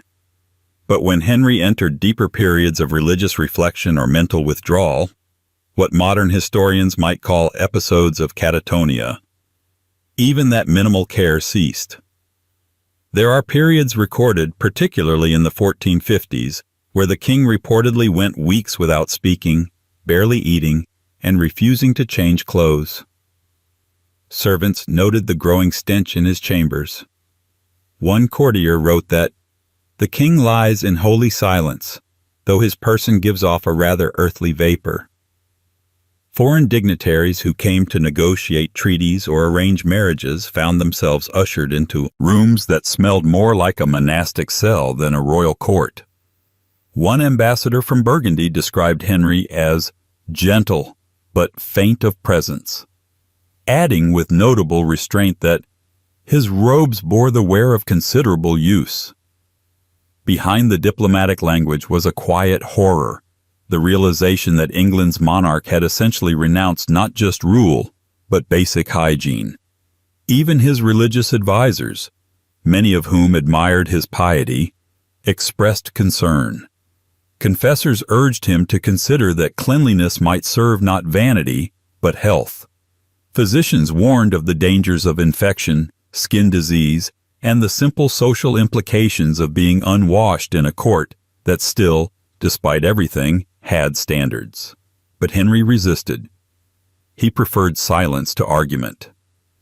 And as long as his body kept moving, however slowly, he saw no need to interfere with its course. This neglect wasn't confined to personal cleanliness. Henry's royal apartments were sparsely decorated, dimly lit, and notably damp. Windows were left shut. Fires burned low. Linens were reused until they frayed at the edges. His bedding was simple, but rarely fresh. On more than one occasion, palace staff had to request royal permission to air out the chambers, a task that reportedly required much caution and many candles. It wasn't malicious. Henry wasn't defiant. He simply didn't care. His mind was elsewhere, always hovering between scripture and sorrow. And the body, to him, was just something to be endured until it returned to dust. By the time he was deposed, more than once, Henry had become a ghost of a monarch. His reputation among the public was that of a holy fool, too kind to lead, too weak to save, too passive to bathe. When he was eventually imprisoned and later found dead in the Tower of London in 1471, the political world moved on with barely a backward glance. But those who remembered him, the priests, the valets, the unfortunate courtiers who had tried to coax him into clean linens, knew that his legacy was more than religious melancholy.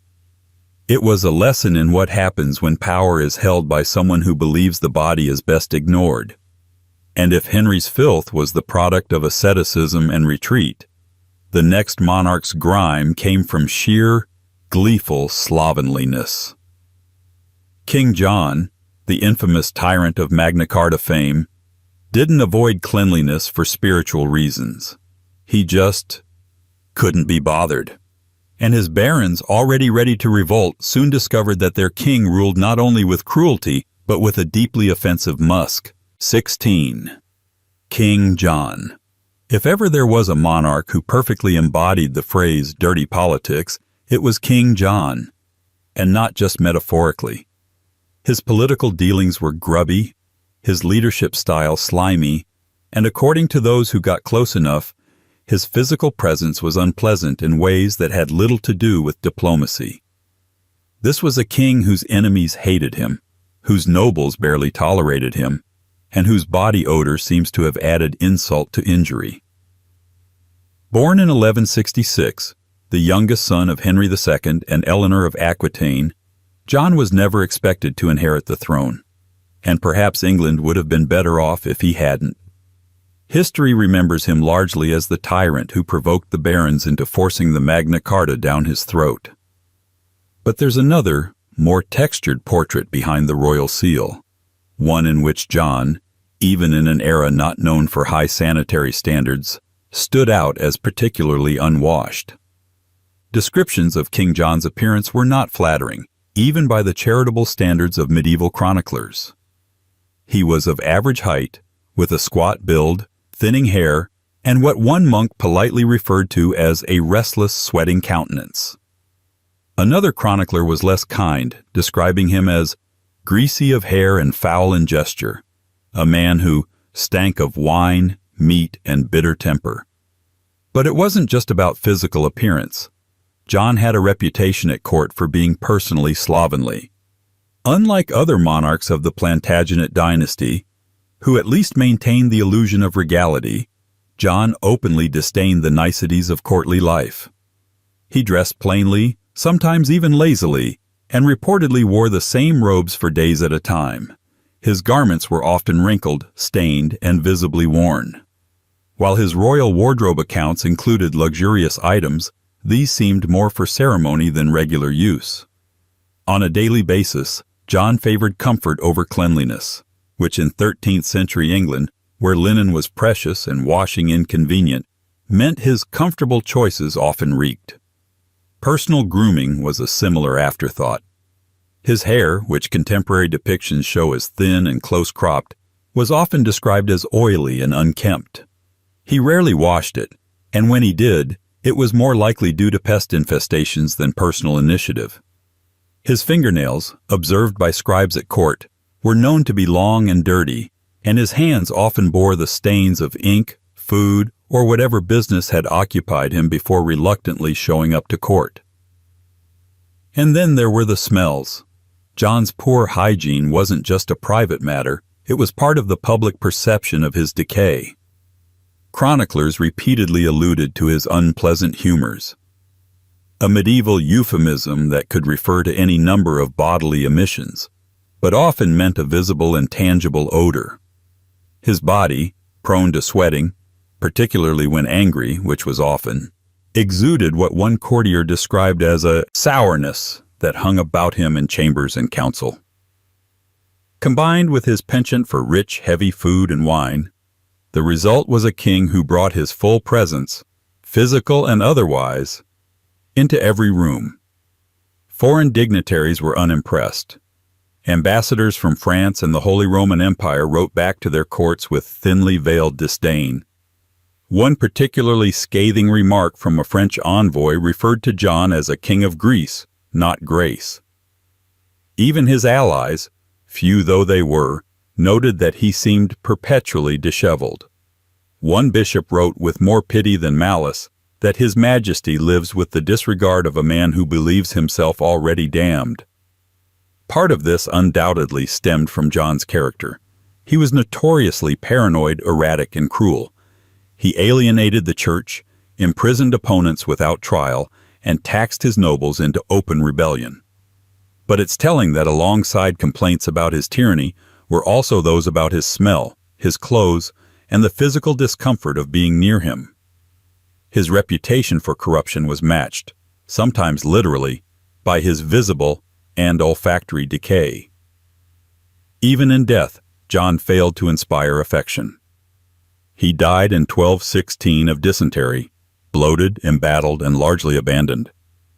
The monks tasked with his burial reportedly found the task distasteful, not simply for the moral weight of burying a disliked king, but for the sheer physical unpleasantness of dealing with his remains. There are hints, indirect but unmistakable, that his body, untreated and unwashed, was already unpleasant by the time the tomb was sealed. His tomb, incidentally, lies in Worcester Cathedral, a grand, imposing structure that now contains one of the least beloved kings in English history. Tourists pass through quietly, not realizing that the man beneath their feet was once known not just for signing away royal power, but for making entire banquet halls wince as he walked past. Yet if King John wore his filth like a badge of contempt, The next monarch in our line was less openly detestable and more tragically mismatched with his station. King Edward II would inspire baronial revolts and whispered scandals. But among his lesser-known offenses was his startling indifference to royal decorum and his tendency to show up to court smelling like a stable, not a throne room. 17. King Edward II. Some kings are undone by war, others by betrayal. King Edward II was undone by a combination of both, along with a deep, enduring aversion to basic hygiene. Where other medieval monarchs cloaked their dirt in velvet and incense, Edward often didn't bother. He ruled England not with dignity or strategy, but with the careless musk of someone who believed that being king meant never having to change your shirt. Born in 1284, Edward was the fourth son of Edward I, the formidable Hammer of the Scots.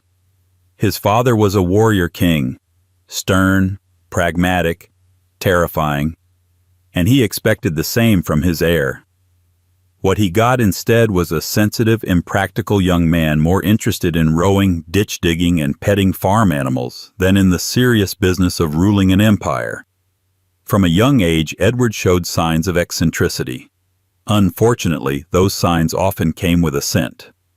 Chroniclers describe Edward as physically robust but oddly disheveled. He was tall, broad-shouldered, and often quite strong, but he carried himself with the demeanor of a man who had just rolled out of a barn, because on many occasions he had.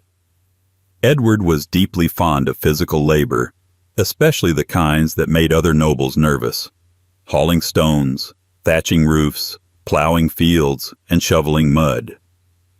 While his courtiers tried to guide him toward tournaments, feasts, and ceremonial events, Edward preferred mucking about with common laborers, which would have been eccentric but forgivable, if he'd washed afterward.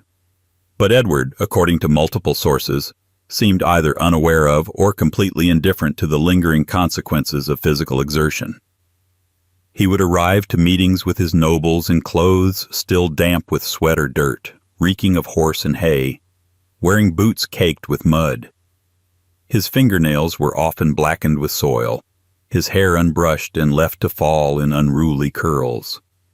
Servants tasked with maintaining his wardrobe complained that his tunics and hose were stained beyond repair, worn for far too long between washes, and frequently riddled with mysterious, unidentifiable marks.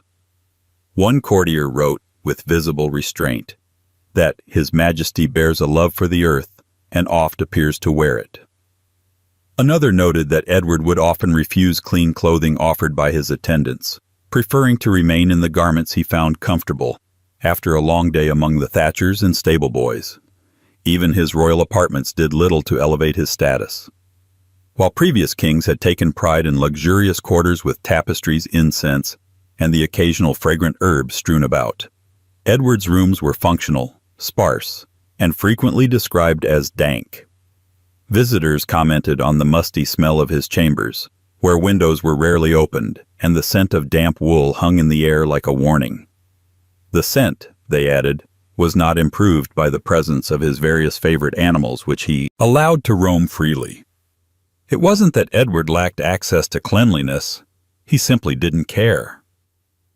Public bathing was falling out of favor in medieval England, but private washing remained common among the nobility. Yet Edward saw hygiene not as a virtue, but as an inconvenience. Clean linens? A bother. Brushed hair? Unnecessary. Regular baths? A waste of time. He seemed to operate on the principle that royalty conferred automatic exemption from soap. This disregard for appearances extended to his public image. Nobles were expected to set an example, to radiate order, authority, and a touch of divine polish. Edward radiated something else entirely: casual disregard and the faint odor of livestock. His barons, already agitated by his political incompetence and deeply controversial favoritism toward Piers Gaveston and later Hugh Despenser, began to see his hygiene habits not just as eccentricities, but as symptoms of unfitness. To them, a king who couldn't keep his tunic clean, probably couldn't keep a kingdom together either. And they weren't wrong. Edward's reign spiraled into rebellion, civil war, and eventual deposition. His personal habits became a metaphor for his political ones, careless, disorderly, and offensive to anyone forced to endure them. His lack of decorum wasn't just unseemly, it was destabilizing. A monarch's scent might be forgivable. His complete detachment from royal dignity was not. By 1327, Edward had been overthrown by his wife, Queen Isabella, and her ally, Roger Mortimer. Imprisoned, stripped of power, and humiliated, Edward faded from public life.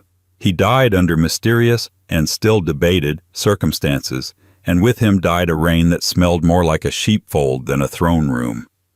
But Edward's earth-stained disinterest in hygiene would be echoed again, further north, in the mists of the Scottish court. King James V of Scotland, another monarch who favored indulgence over ablution, would take up the banner of royal funk with proud defiance, leaving French ambassadors to wonder if Highland fog was the only thing keeping the court tolerable. 18. King James V of Scotland.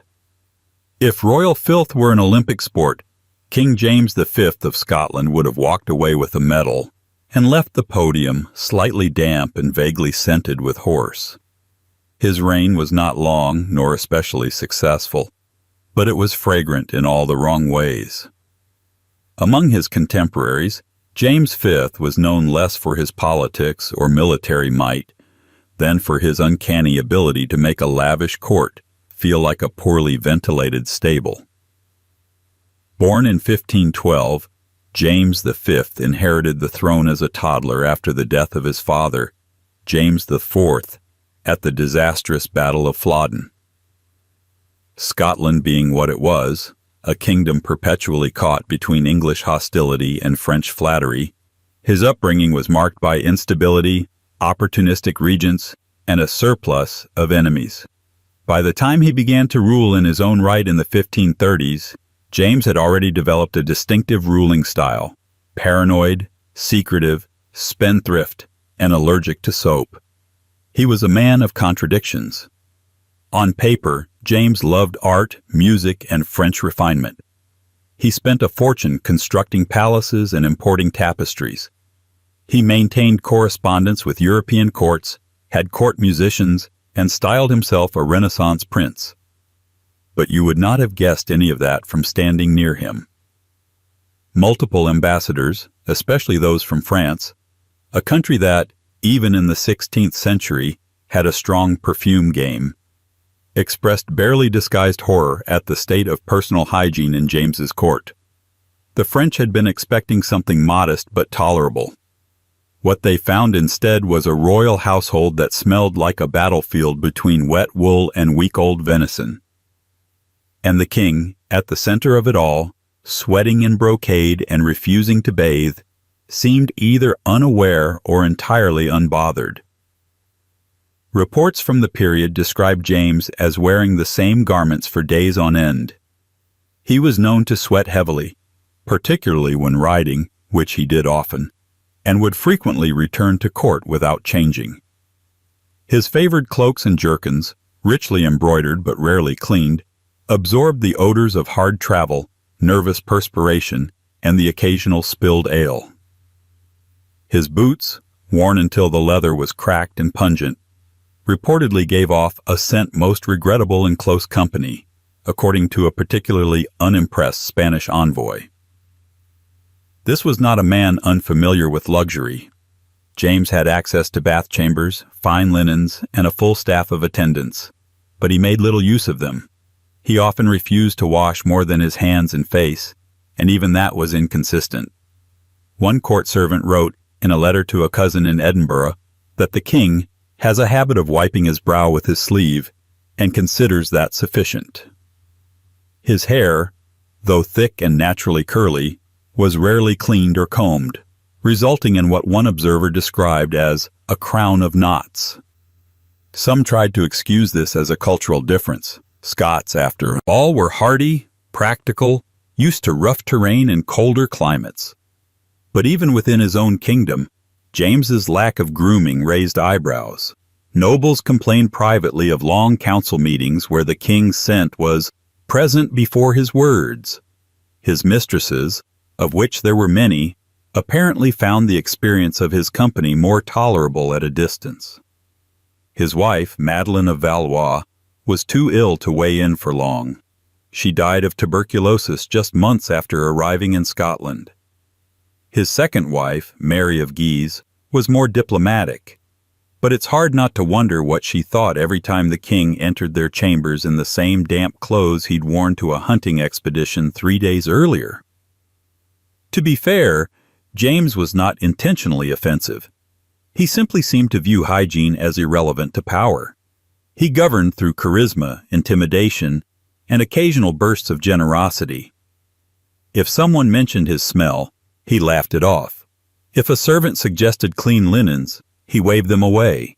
For him, ruling meant appearing strong, not scented. And yet, there is an undeniable irony in a man so obsessed with appearances, so invested in pageantry, and yet so careless with his own person. By the end of his life, James was a man in decline. Years of stress, illness, and paranoia wore him down. He grew gaunt and unpredictable, retreating often to Falkland Palace to sulk in semi-solitude. When his only legitimate son, the future James VI, was born in 1542, James barely celebrated. Just days later, he died at the age of 30, defeated in spirit after yet another disastrous encounter with the English at the Battle of Solway Moss. His body, when prepared for burial, reportedly required extra fumigation, an ominous detail noted in passing by one monastic scribe, who remarked that the king lay not in state, but in scent. He was buried quickly and without fanfare. But if James's stench was born from indifference, the next figure in our list took grime to the battlefield. King Robert the Bruce, the hero of Bannockburn and legend of Scottish resistance, fought for freedom in armor soaked not just in blood and mud, but in days, sometimes weeks, of unwashed royal sweat. The man who beat the English also beat back the rising standards of royal hygiene and left a lasting impression on anyone standing downwind. 19. King Robert the Bruce. To many Scots, Robert the Bruce is not just a king, he's a legend. The warrior king who outwitted the English at Bannockburn. The freedom fighter who battled for Scotland's independence. The noble heart, literally, whose memory was embalmed in myth, statue, and the lyrics of patriotic anthems. But for all his heroic imagery and enduring fame, there's one detail history tends to leave out of the bronze-plated narratives. King Robert the Bruce was profoundly unhygienic, and not just by modern standards. Even for a medieval king who lived during one of the grimiest centuries in European history, the early 1300s, Robert stood out for the sheer intensity of his odor. Of course, one could argue he had good reason. After all, he spent a large portion of his reign on the run, in battle, or living in semi-exile in bogs and caves. But even when circumstances improved, his commitment to filth did not waver. Born in 1274 to a family of noble claimants, Robert began his rise to kingship in a period of national crisis. The death of Alexander III without a clear heir had left Scotland politically unmoored. Edward I of England, smelling weakness, moved in to claim overlordship. What followed was decades of war, betrayal, and very little time for anyone to launder a tunic. When Robert declared himself King of Scots in 1306, he wasn't just stepping into a constitutional mess. He was launching himself into a guerrilla campaign that left little time for courtly rituals, let alone bathing. In his early years as king, Robert led a ragtag rebellion from the fringes of Scottish civilization, rocky islands, remote highlands, and stone-strewn forests. He and his followers lived rough. They slept outdoors, scavenged for supplies, and often went weeks without a proper roof over their heads, or a wash basin. By necessity, Robert dressed like a soldier, heavy wool, leather, chainmail. And while these materials may have protected him in battle, they did nothing for breathability. It's one thing to sweat through armor for a day. It's quite another to do so for a fortnight and then climb into the same quilted gambeson again the next morning. Chroniclers wrote of the sourness of the king's skin, and one legend, likely apocryphal but telling, suggests that Robert once frightened away a would-be assassin in the night, not by drawing a sword, but by simply turning around. French envoys, ever sensitive to such matters, were particularly scandalized when they finally encountered the victorious Bruce after the Battle of Bannockburn in 1314. Expecting a triumphant but refined monarch, they were instead greeted by a man with matted hair, cracked lips, and a beard that may or may not have been harboring small wildlife. One ambassador politely noted that the king is of strong constitution and favors rustic habits. Translation: he smells like he lives in a tent and hasn't changed his socks since Easter. Even after the war, when Robert's position stabilized and Scotland began to enjoy a brief moment of internal peace, the king's hygiene habits remained stubbornly unchanged. Royal attendants noted that he disliked formal grooming routines. He bathed irregularly, still preferred practical, battle-ready clothing, and viewed personal comfort as something close to sin. His armor was reportedly rarely cleaned, a point of pride even. And he continued to sleep in quarters that were more functional than fragrant. Robert was not unaware of his public image, of course. He understood the power of myth, but that myth did not include perfumes, clean linen, or elegant banquets. His was a kingship of mud, steel, and sweat. He ruled through endurance, and perhaps saw the trappings of cleanliness as aristocratic vanity, something better suited to the courts of France or England, not to a warrior king of the glens. His close companions and household staff simply adapted. Tapestries were hung not just for decoration, but to try to absorb the scent of old wool and unwashed leather. Torches were laced with burning herbs. Tents were aired compulsively. But the Bruce was a man of habit, and if he didn't mind the smell, no one dared to mention it. After all, this was a king who had survived betrayal, excommunication, exiles, and multiple attempts on his life. What's a little body odor compared to all that? When Robert died in 1329, his body was embalmed with particular care, a task that, if some whispered anecdotes are to be believed, required more effort than usual. His heart was famously removed and sent on crusade, carried in a silver casket by Sir James Douglas, who tragically died in battle before it could reach the Holy Land. The casket was returned to Scotland, where Robert's heart was interred at Melrose Abbey. His body, however, remained at Dunfermline Abbey, sealed in lead, preserved in legend, and, presumably, washed at least once before burial, a generous final gift to his attendants. But if Robert the Bruce wore his grime as a badge of military honor, his English counterpart would view dirt not as glory, but as divine protection. King Charles I, sovereign, saint, and sufferer of powdered wigs, believed cleanliness might invite weakness. And in his case, the odor of martyrdom started long before the scaffold. 20. King Charles I. If King Charles I had been born into another family, he might have made a decent country bishop, reserved, soft-spoken, mildly pretentious, and deeply attached to ceremony. Unfortunately for England, he was born into the House of Stuart and handed a throne instead. And while his political decisions would ultimately cost him his head, his personal habits, especially in the realm of hygiene, left a lingering impression long before the executioner arrived. Charles I is often remembered as the monarch who brought Britain to civil war through divine stubbornness. He was a firm believer in the divine right of kings, which conveniently made him wrong about nearly everything else. His leadership was marked by his refusal to compromise, his obsession with absolutism, and his uncanny ability to mistake silence for loyalty. But beneath all that velvet lace and powdered poise was a man who regarded cleanliness with thin-lipped suspicion, and water as a theological risk. Born in 1600, Charles was the second son of James VI and I, The same James who avoided bathing with near-apocalyptic paranoia. From an early age, Charles was physically delicate, plagued with a stammer and overshadowed by his older brother Henry, who conveniently died and left Charles next in line for the throne. But with the crown came responsibilities Charles didn't quite enjoy, including the uncomfortable social expectation that kings should appear, and ideally smell, like kings. He resisted this quietly. To be clear, Charles was not a pigsty monarch. He wore fine clothing, laced his doublets, donned immaculate collars. But his interest in personal hygiene stopped at presentation.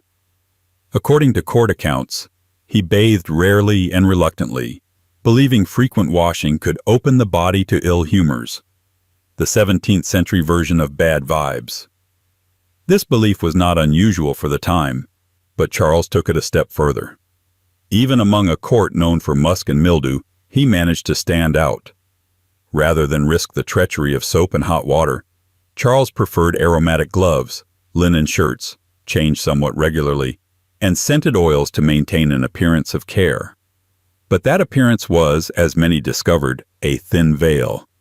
His skin was described as pale and often irritated, not from sensitivity, but from the buildup of powders and unwashed residue.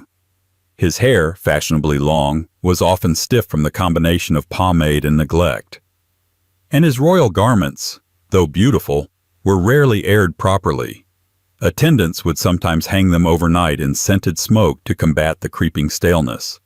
The results were mixed. Royal aides whispered about the dank odor of the inner chamber. Some remarked that being near Charles for long periods, particularly in summer, required both patience and strong nostrils. His boots were another issue. Known for their tight knee-high design, they trapped sweat and were not regularly cleaned. One page boy reportedly fainted during a fitting session due to the stifling combination of heat and human fermentation. Even his courtiers, many of whom had no particular love of hygiene themselves, noted that the king could be faint of breath and rank of sleeve. A few tried to subtly improve the situation. Physicians suggested bathing in rose water or vinegar. Herbalists proposed scented sachets for his bedding. Barbers offered scented tonics. Most were politely ignored. Charles saw his habits, or lack thereof, as morally neutral, perhaps even holy. To be too concerned with the body was, after all, a form of vanity. And vanity to Charles was the domain of courtiers and parliamentarians, people who wore perfume to distract from their lack of principle. His queen, Henrietta Maria of France, likely disagreed. A Catholic and a devotee of French court style, she was appalled by many aspects of her husband's kingdom, including its drafty palaces, bland food, and suspicious relationship with hygiene. French court records describe her attempts to introduce scented bathing, fine soaps, and cosmetic discipline to the English court, efforts that Charles tolerated but did not emulate. The couple loved each other, but not enough to share a tub. As civil war drew closer, Charles's circle tightened, and his habits worsened. He spent long hours in prayer, poring over religious texts, fasting, and neglecting grooming. His chambers became increasingly private and increasingly aromatic. Servants reported that his linens were changed less frequently, and his garments often went unwashed for days. In the final months before his capture, those who visited him in person described a man who seemed ethereal, both in manner and in scent. A saint in shadow, one observer wrote, and shadow brought with it the musk of death. When Charles was executed in 1649, he dressed with deliberate care, a clean shirt, to prevent shivering from being mistaken for fear, gloves, and a heavily perfumed handkerchief. Some say he smelled better on the day of his death than he had in years. His martyrdom would inspire royalists for generations, but his hygiene habits remained in the silent footnotes of courtiers' letters and whispered accounts of royal servants. He believed he was too holy for dirt. In reality, he was simply a man, mortal, musty, and not immune to the slow seep of unwashed linen. And if Charles's odor was born of sanctified resistance, His predecessor in the royal timeline, King Edward I, took a far more martial approach. A man of war, conquest, and towering temper, Edward often returned from campaign not just victorious, but pungent. He carried the smell of battlefield glory and saddle sweat straight into the throne room. And he expected everyone else to get used to it. 21. King Edward I. Nicknamed Longshanks for his towering height and formidable presence, King Edward I of England was many things: conqueror, legislator, crusader, and chronic overshouter. But if history had a sense of smell, he'd also be remembered as one of the most pervasively pungent rulers of the medieval English crown. His campaigns may have been long, brutal, and frequently victorious, but they were also sweaty, unhygienic, and unapologetically ripe. Born in 1239 to King Henry III and Eleanor of Provence, Edward was raised for battle, not baths. From an early age, he displayed a talent for warfare, an aversion to comfort, and a remarkable ability to carry the odor of campaign life into every setting, including the royal court. By the time he ascended to the throne in 1272, Edward was already a veteran of multiple military conflicts and had developed a lifestyle more suited to a war horse than a monarch. He was not, in any real sense, a courtly king. Unlike later monarchs who dabbled in poetry, silk waistcoats, and scented powders, Edward operated more like a mobile fortress with opinions. He loathed idleness, preferred outdoor life to indoor diplomacy, and spent most of his reign in motion, leading armies, reinforcing castles, and introducing legislation while covered in the dried sweat of last week's armor. And armor, it turns out, is not great for breathability. Contemporary chroniclers remarked on his sheer physicality. He stood well over 6 feet tall, a towering figure in an age when most men averaged around 5.5. His limbs were long, his shoulders broad, his hands enormous. His presence filled a room, as did the heat radiating from beneath layers of iron, leather, and wool. Servants who attended to his person reported that his armor frequently had to be aired out between uses, and his underpadding, the quilted gambeson worn beneath chainmail, was often soaked through and stiff by the time it was removed.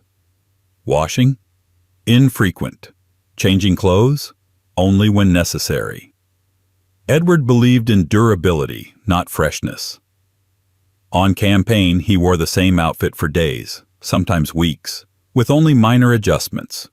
A clean tunic thrown over a soiled one, or a pair of boots swapped out only when they began to fall apart. His war tents were described as impressive in size and outfitting, but no amount of brocade could disguise the fact that they smelled more like a barracks than a royal residence. And when the campaign ended, Edward didn't exactly sprint toward a bathhouse.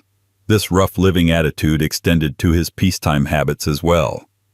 Even when at court, Edward's hygiene remained minimal. He preferred functional clothing to fashionable attire and was often seen with dirt under his nails and dried mud on his boots. His personal chambers were plain and practical, his bedding warm but seldom aired. Attendants were known to quietly replace sheets rather than risk asking the king's permission lest he accuse them of softness or extravagance. But perhaps the most damning detail comes from his travel records. Edward was constantly on the move, from London to York, from Winchester to Berwick, dragging his entire household behind him like a slow, smelly tide. This meant that royal accommodations were often makeshift and subjected to limited sanitation. Inns and castles had to prepare for his arrival, not just with space and security, but with scented herbs and smoke to disguise the inevitable musk of a monarch who had spent 3 days in the saddle without changing his socks. And speaking of horses, Edward adored them. He rode frequently, aggressively, and for long distances. As any medieval rider knew, a long day on horseback came with its own unique bouquet: sweat, leather, manure, and friction. Edward embraced all of it. He saw physical discomfort as a necessary part of leadership. If a man couldn't tolerate his own stench, how could he govern others? His marriage to Eleanor of Castile offered little reprieve for those hoping she might encourage a softer, more hygienic side. Eleanor, by all accounts, loved Edward deeply. But she, too, was raised in royal courts where cleanliness was occasional and perfume was political. The two reportedly traveled together extensively and campaigned side by side, sleeping in field tents and sharing the same limited water supplies. Affection, yes. Soap? Not so much. When Edward died in 1307, his body was interred at Westminster Abbey, where his tomb bears the inscription, Edwardus primus Scotorum Malleus, Pactum Serva, Edward I, Hammer of the Scots, keep the faith. A fitting tribute to his iron will. But the monks who prepared his body likely remembered a slightly different version. Edwardus primus, Hammer of soap, avoid at all costs. And so ended the reign of England's great war king, a monarch who feared weakness more than illness, and considered bathing somewhere between unnecessary and unmanly. But if Edward's grime was forged in battle and iron, the next ruler in our lineup would achieve his legendary status not on the battlefield, but through speeches, conquest, and a reputation for wearing the same filthy clothes through one of the most celebrated campaigns in English history. King Henry V may have been the hero of Agincourt, but his laundry habits were less impressive. And when the French finally got close enough to smell their conqueror, their enthusiasm for surrender reportedly faltered. 22. King Henry V. King Henry V is one of England's most mythologized monarchs, a man immortalized by Shakespeare, adored by military historians, and forever associated with the thunderous cry of, "Once more unto the breach." But if anyone had followed him into that breach a little too closely, they might have noticed something a bit less poetic.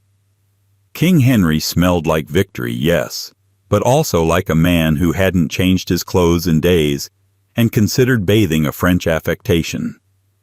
Born in 1386, or 1387 depending on the calendar you prefer, Henry of Monmouth was never supposed to be elegant.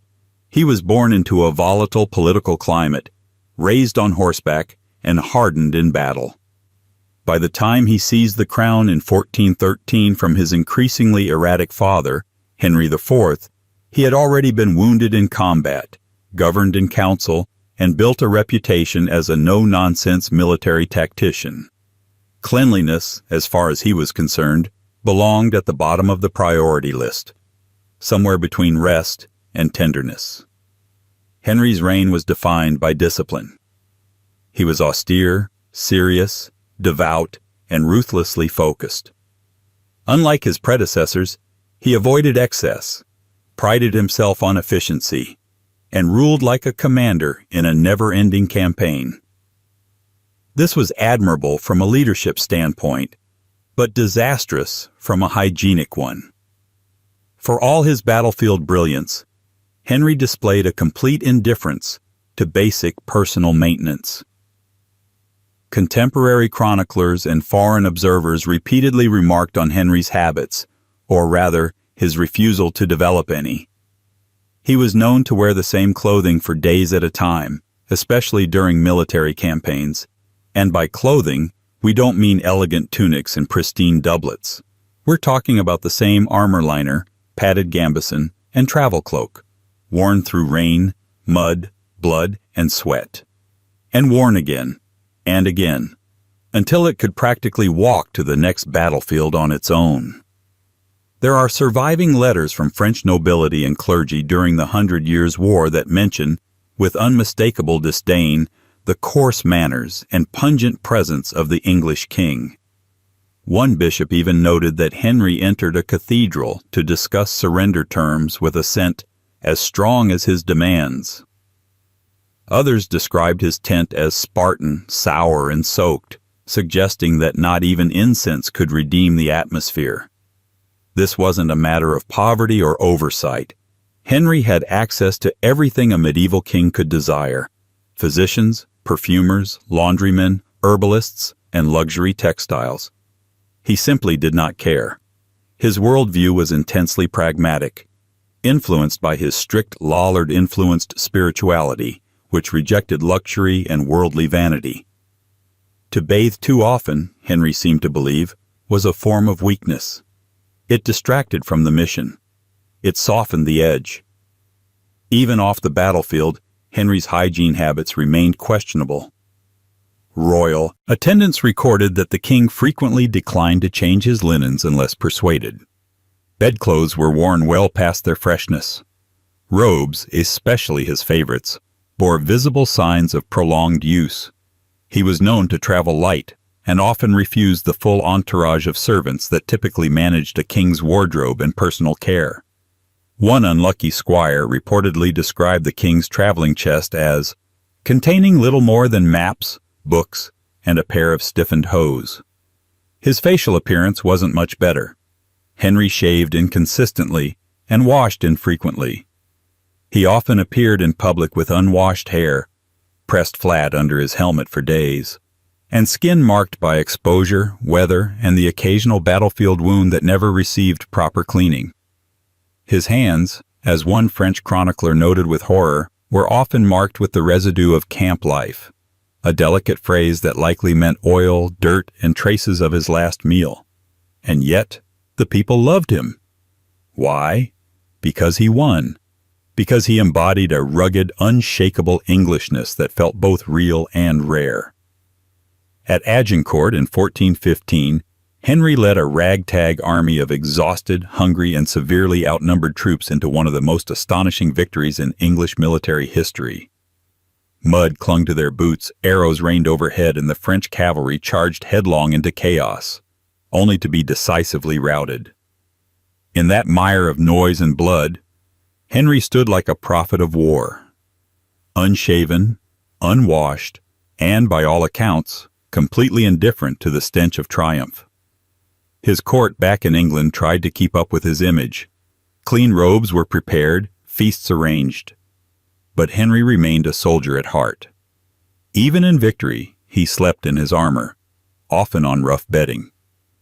One attendant recorded that, following Agincourt, the king wore the same damp hose for 3 days, and resisted all efforts to replace them. When he died in 1422, just shy of his 36th birthday, he left behind a united England and a briefly conquered France. He also left behind a collection of armor that, according to the royal quartermaster, was in urgent need of fumigation. His death was mourned as the loss of England's most gallant king, and no one mentioned the smell. But if Henry's grime came gilded in glory, the next monarch chose luxury over laundry. King Richard II loved jewels, mirrors, and extravagant robes, but even he, in all his finery, couldn't quite escape the creeping scent of unwashed ambition. 23. King Richard II. King Richard II wanted to be remembered as a monarch of refinement, a poet king, a divine figure appointed not just to rule, but to elevate. His reign was a carefully orchestrated performance of power, golden robes, jeweled crowns, lavish banquets, and Gothic architecture. In many ways, he was the first English king to lean fully into the aesthetics of absolutism.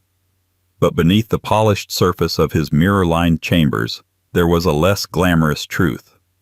Richard didn't wash. Not regularly, not thoroughly, and not with much concern for what those around him might have thought. Born in 1367, Richard ascended to the throne at the age of 10, following the death of his grandfather, Edward III.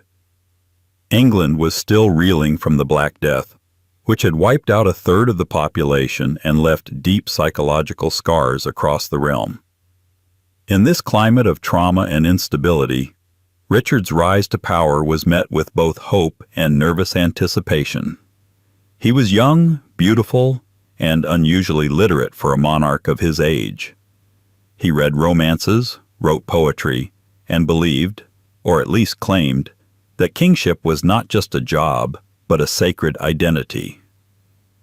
This belief in his own divinity would shape every aspect of his reign, from the art he commissioned to the laws he passed, to how he chose to smell. Unlike his more martial predecessors, Richard had little interest in the muddy realities of war. He preferred palaces to battlefields, velvet to armor, sonnets to swords.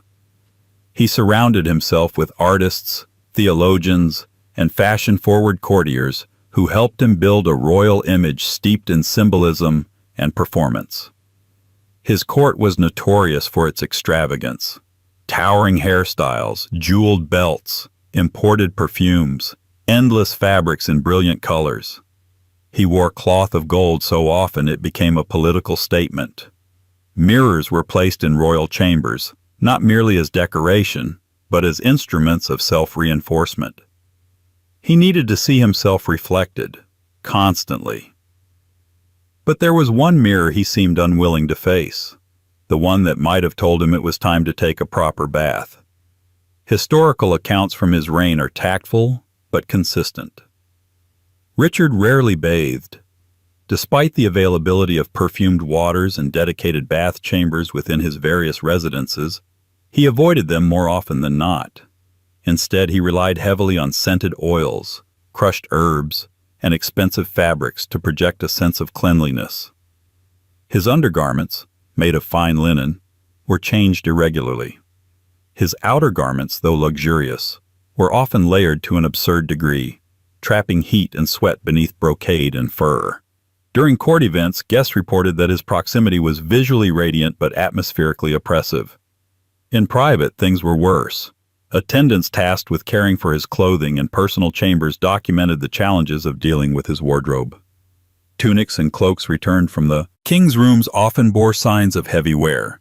Stiffened collars, discolored hems, and, more troublingly, lingering smells of perspiration mingled with overused perfume. Some items were so saturated with scent that they were deemed no longer fit for wear in heat. And it wasn't just clothing. Richard was known to sleep in beds draped with heavy curtains and thick upholstery. These were rarely aired.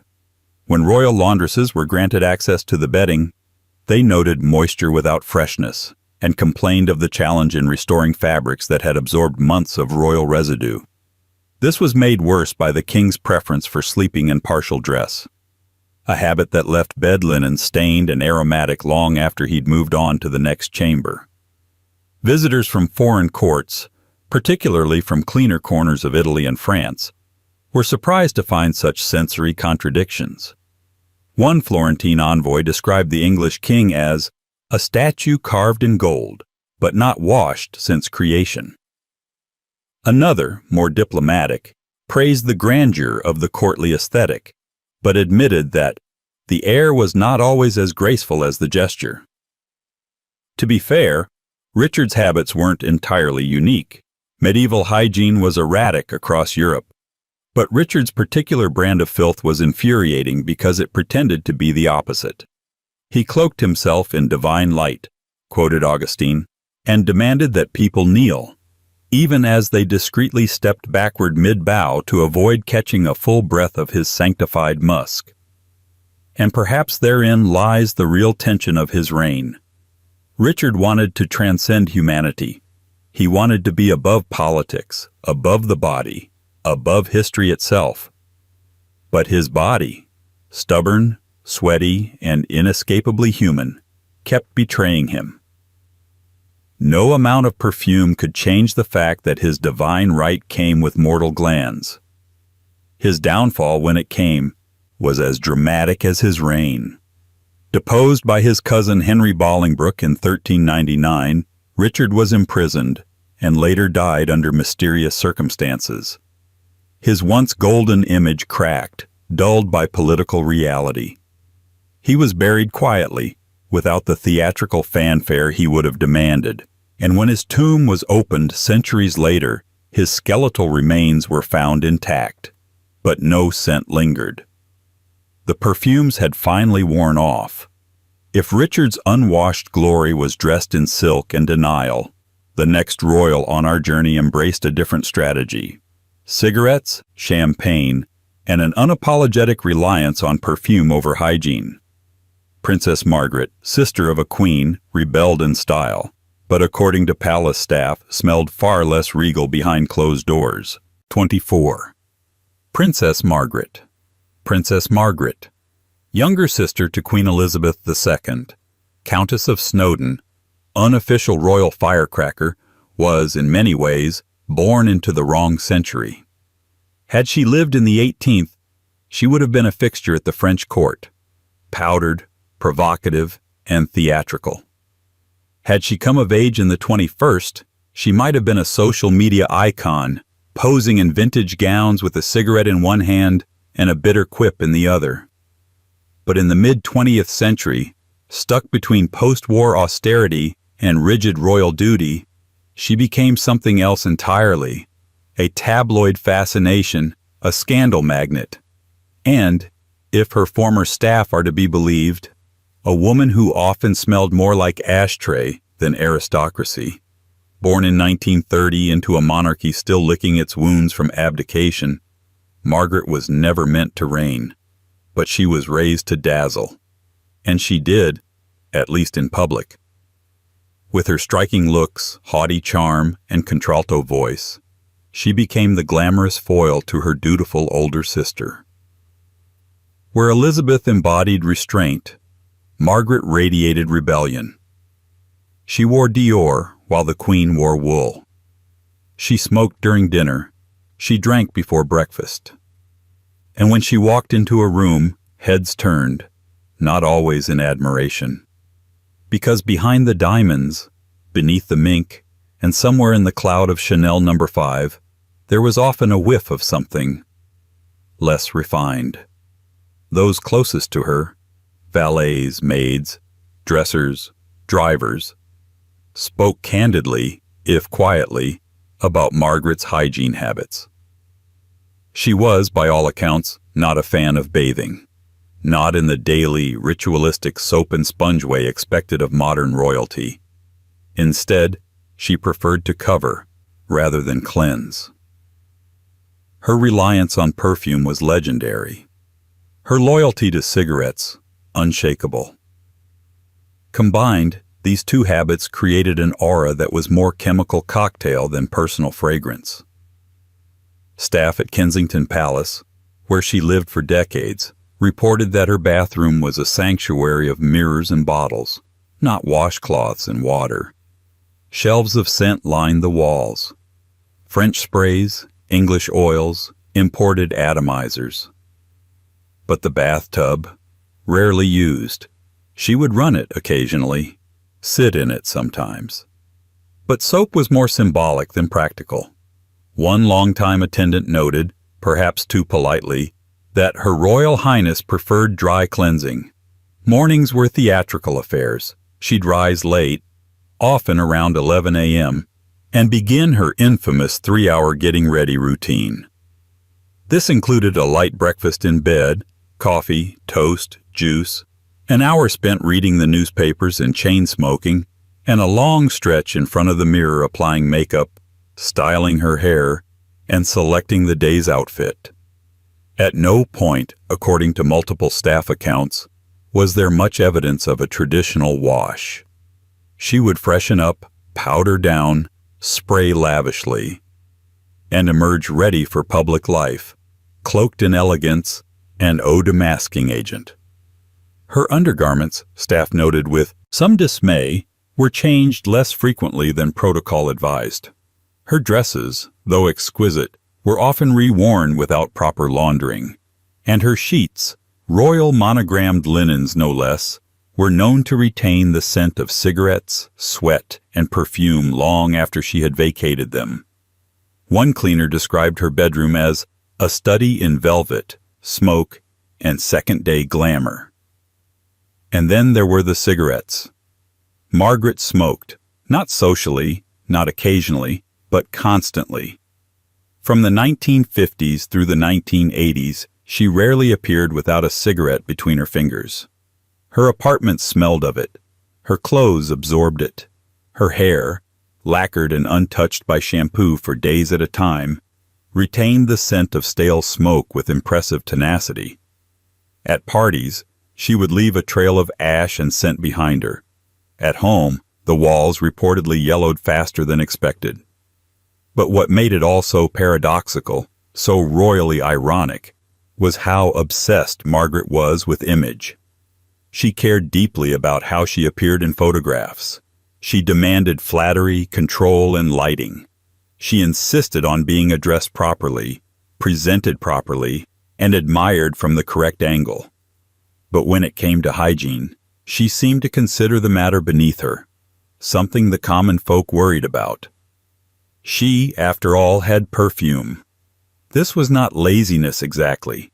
It was a kind of cultivated defiance. Margaret was raised to believe she was special, not just royal, but rare.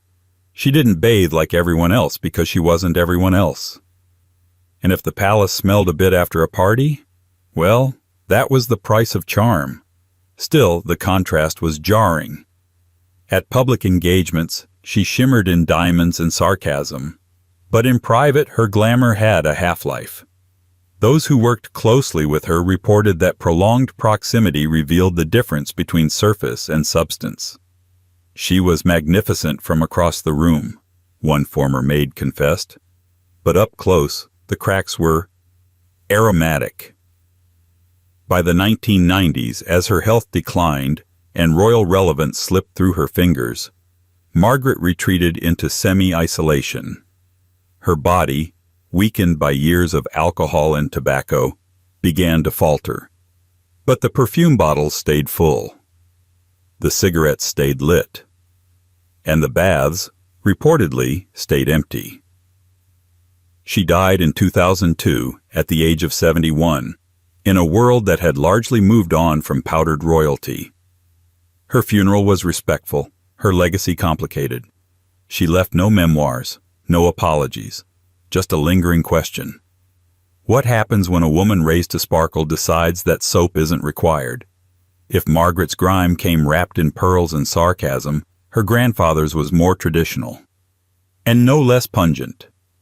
King George V, stiff-backed and duty-bound, hated emotion, modernity, and regular bathing.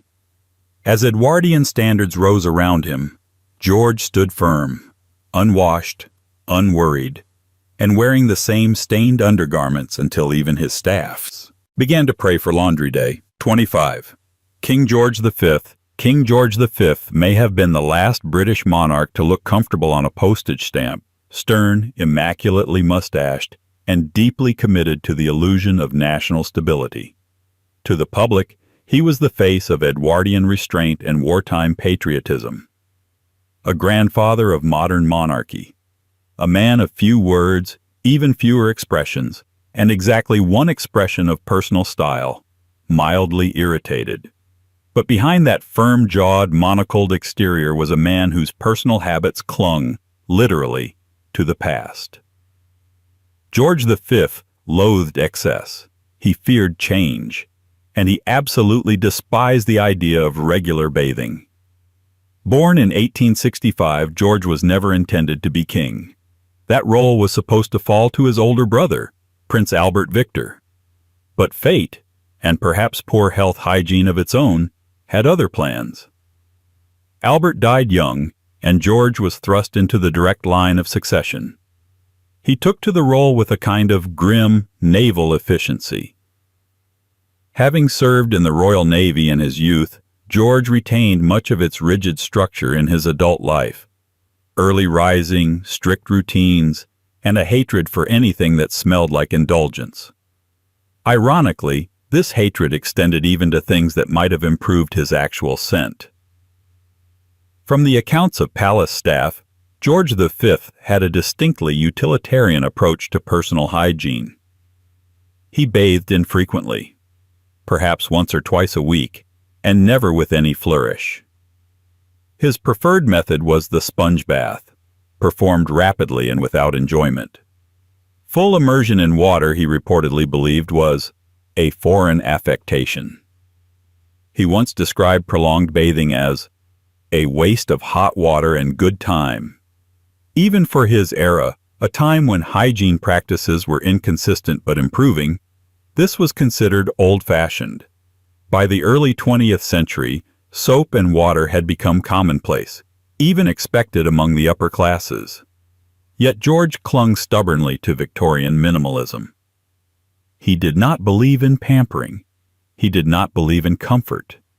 And he certainly didn't believe in swapping out his undergarments unless the situation was urgent. One footman, writing in a private letter, described the king's underwear as regrettably durable. Another recalled the unpleasant duty of removing the monarch's shirts after several days of wear, garments stiff with perspiration and pipe smoke. These weren't exaggerations. George was known for wearing the same vest and drawers for days at a time, despite the visible wear and, according to multiple sources, a growing smell that perfume could not mask. He disliked fresh laundry, reportedly complaining that washed clothes felt too new. In fact, his general preference for frugality often bordered on the obsessive. He once ordered the royal shoemaker to patch up a worn pair of boots for the 5th time rather than make a new set. He reprimanded staff for replacing linens that weren't yet ragged. And he reused handkerchiefs, not once, not twice, but several times, folding them carefully to avoid revealing the evidence. Frugality for George was next to godliness. Cleanliness? Less so. His grooming routine was similarly sparse. He maintained his iconic beard with military precision, but reportedly washed his hair only as often as he could tolerate it, which wasn't often. He despised barbershop scents and opted for plain, unscented tonics when available. He preferred to keep his fingernails short, but not always clean. And while he owned cologne, he rarely used it. He believed a man should smell like a man, and if that meant the faint aroma of tobacco, leather, and unwashed cotton, so be it. Still, there was a strange kind of discipline in it all. George's rejection of modern hygiene wasn't rooted in sloppiness. It was rooted in principle. He viewed luxury as weakness and grooming as vanity. He kept to a rigid schedule. He upheld an image. He was a king who woke up at the same hour every day, wrote letters in the same chair, ate at the same table, and wore the same threadbare underclothes until they gave out, or someone gathered the courage to throw them away. Even his bedrooms were exercises in monarchical minimalism. Despite having access to the finest amenities in Europe, George insisted on simple furnishings, scratchy wool blankets, and drafty windows. His chambermaids were instructed not to overclean the royal quarters, as he disliked the smell of strong soaps, a sprig of lavender maybe, anything more, and he would complain. His wife, Queen Mary, tolerated it, though tolerance is perhaps the politest word available. She was famously stoic, fiercely loyal, and reportedly had her own bedroom down the hall, which may or may not have been a strategic retreat. She once referred to her husband's private habits as predictable, if nothing else. When George V died in 1936, the monarchy was left in the hands of his son, Edward VIII, a man who would go on to abdicate the throne in favor of romance, silk pajamas, and full-length bubble baths. But for all his stiffness, George had held the crown together through war, scandal, and shifting times. He was the last British monarch to truly believe that modesty, stoicism, and mildly soiled garments were the foundation of kingship, and thus ends our 25-part descent into the less fragrant corridors of royalty, where pearls, power, and perfume did battle against centuries of royal refusal to wash behind the ears. Because for all their palaces and portraits, some of Britain's most iconic royals couldn't be bothered with a bar of soap, and the result? A royal legacy that still lingers, faintly, in the historical nose.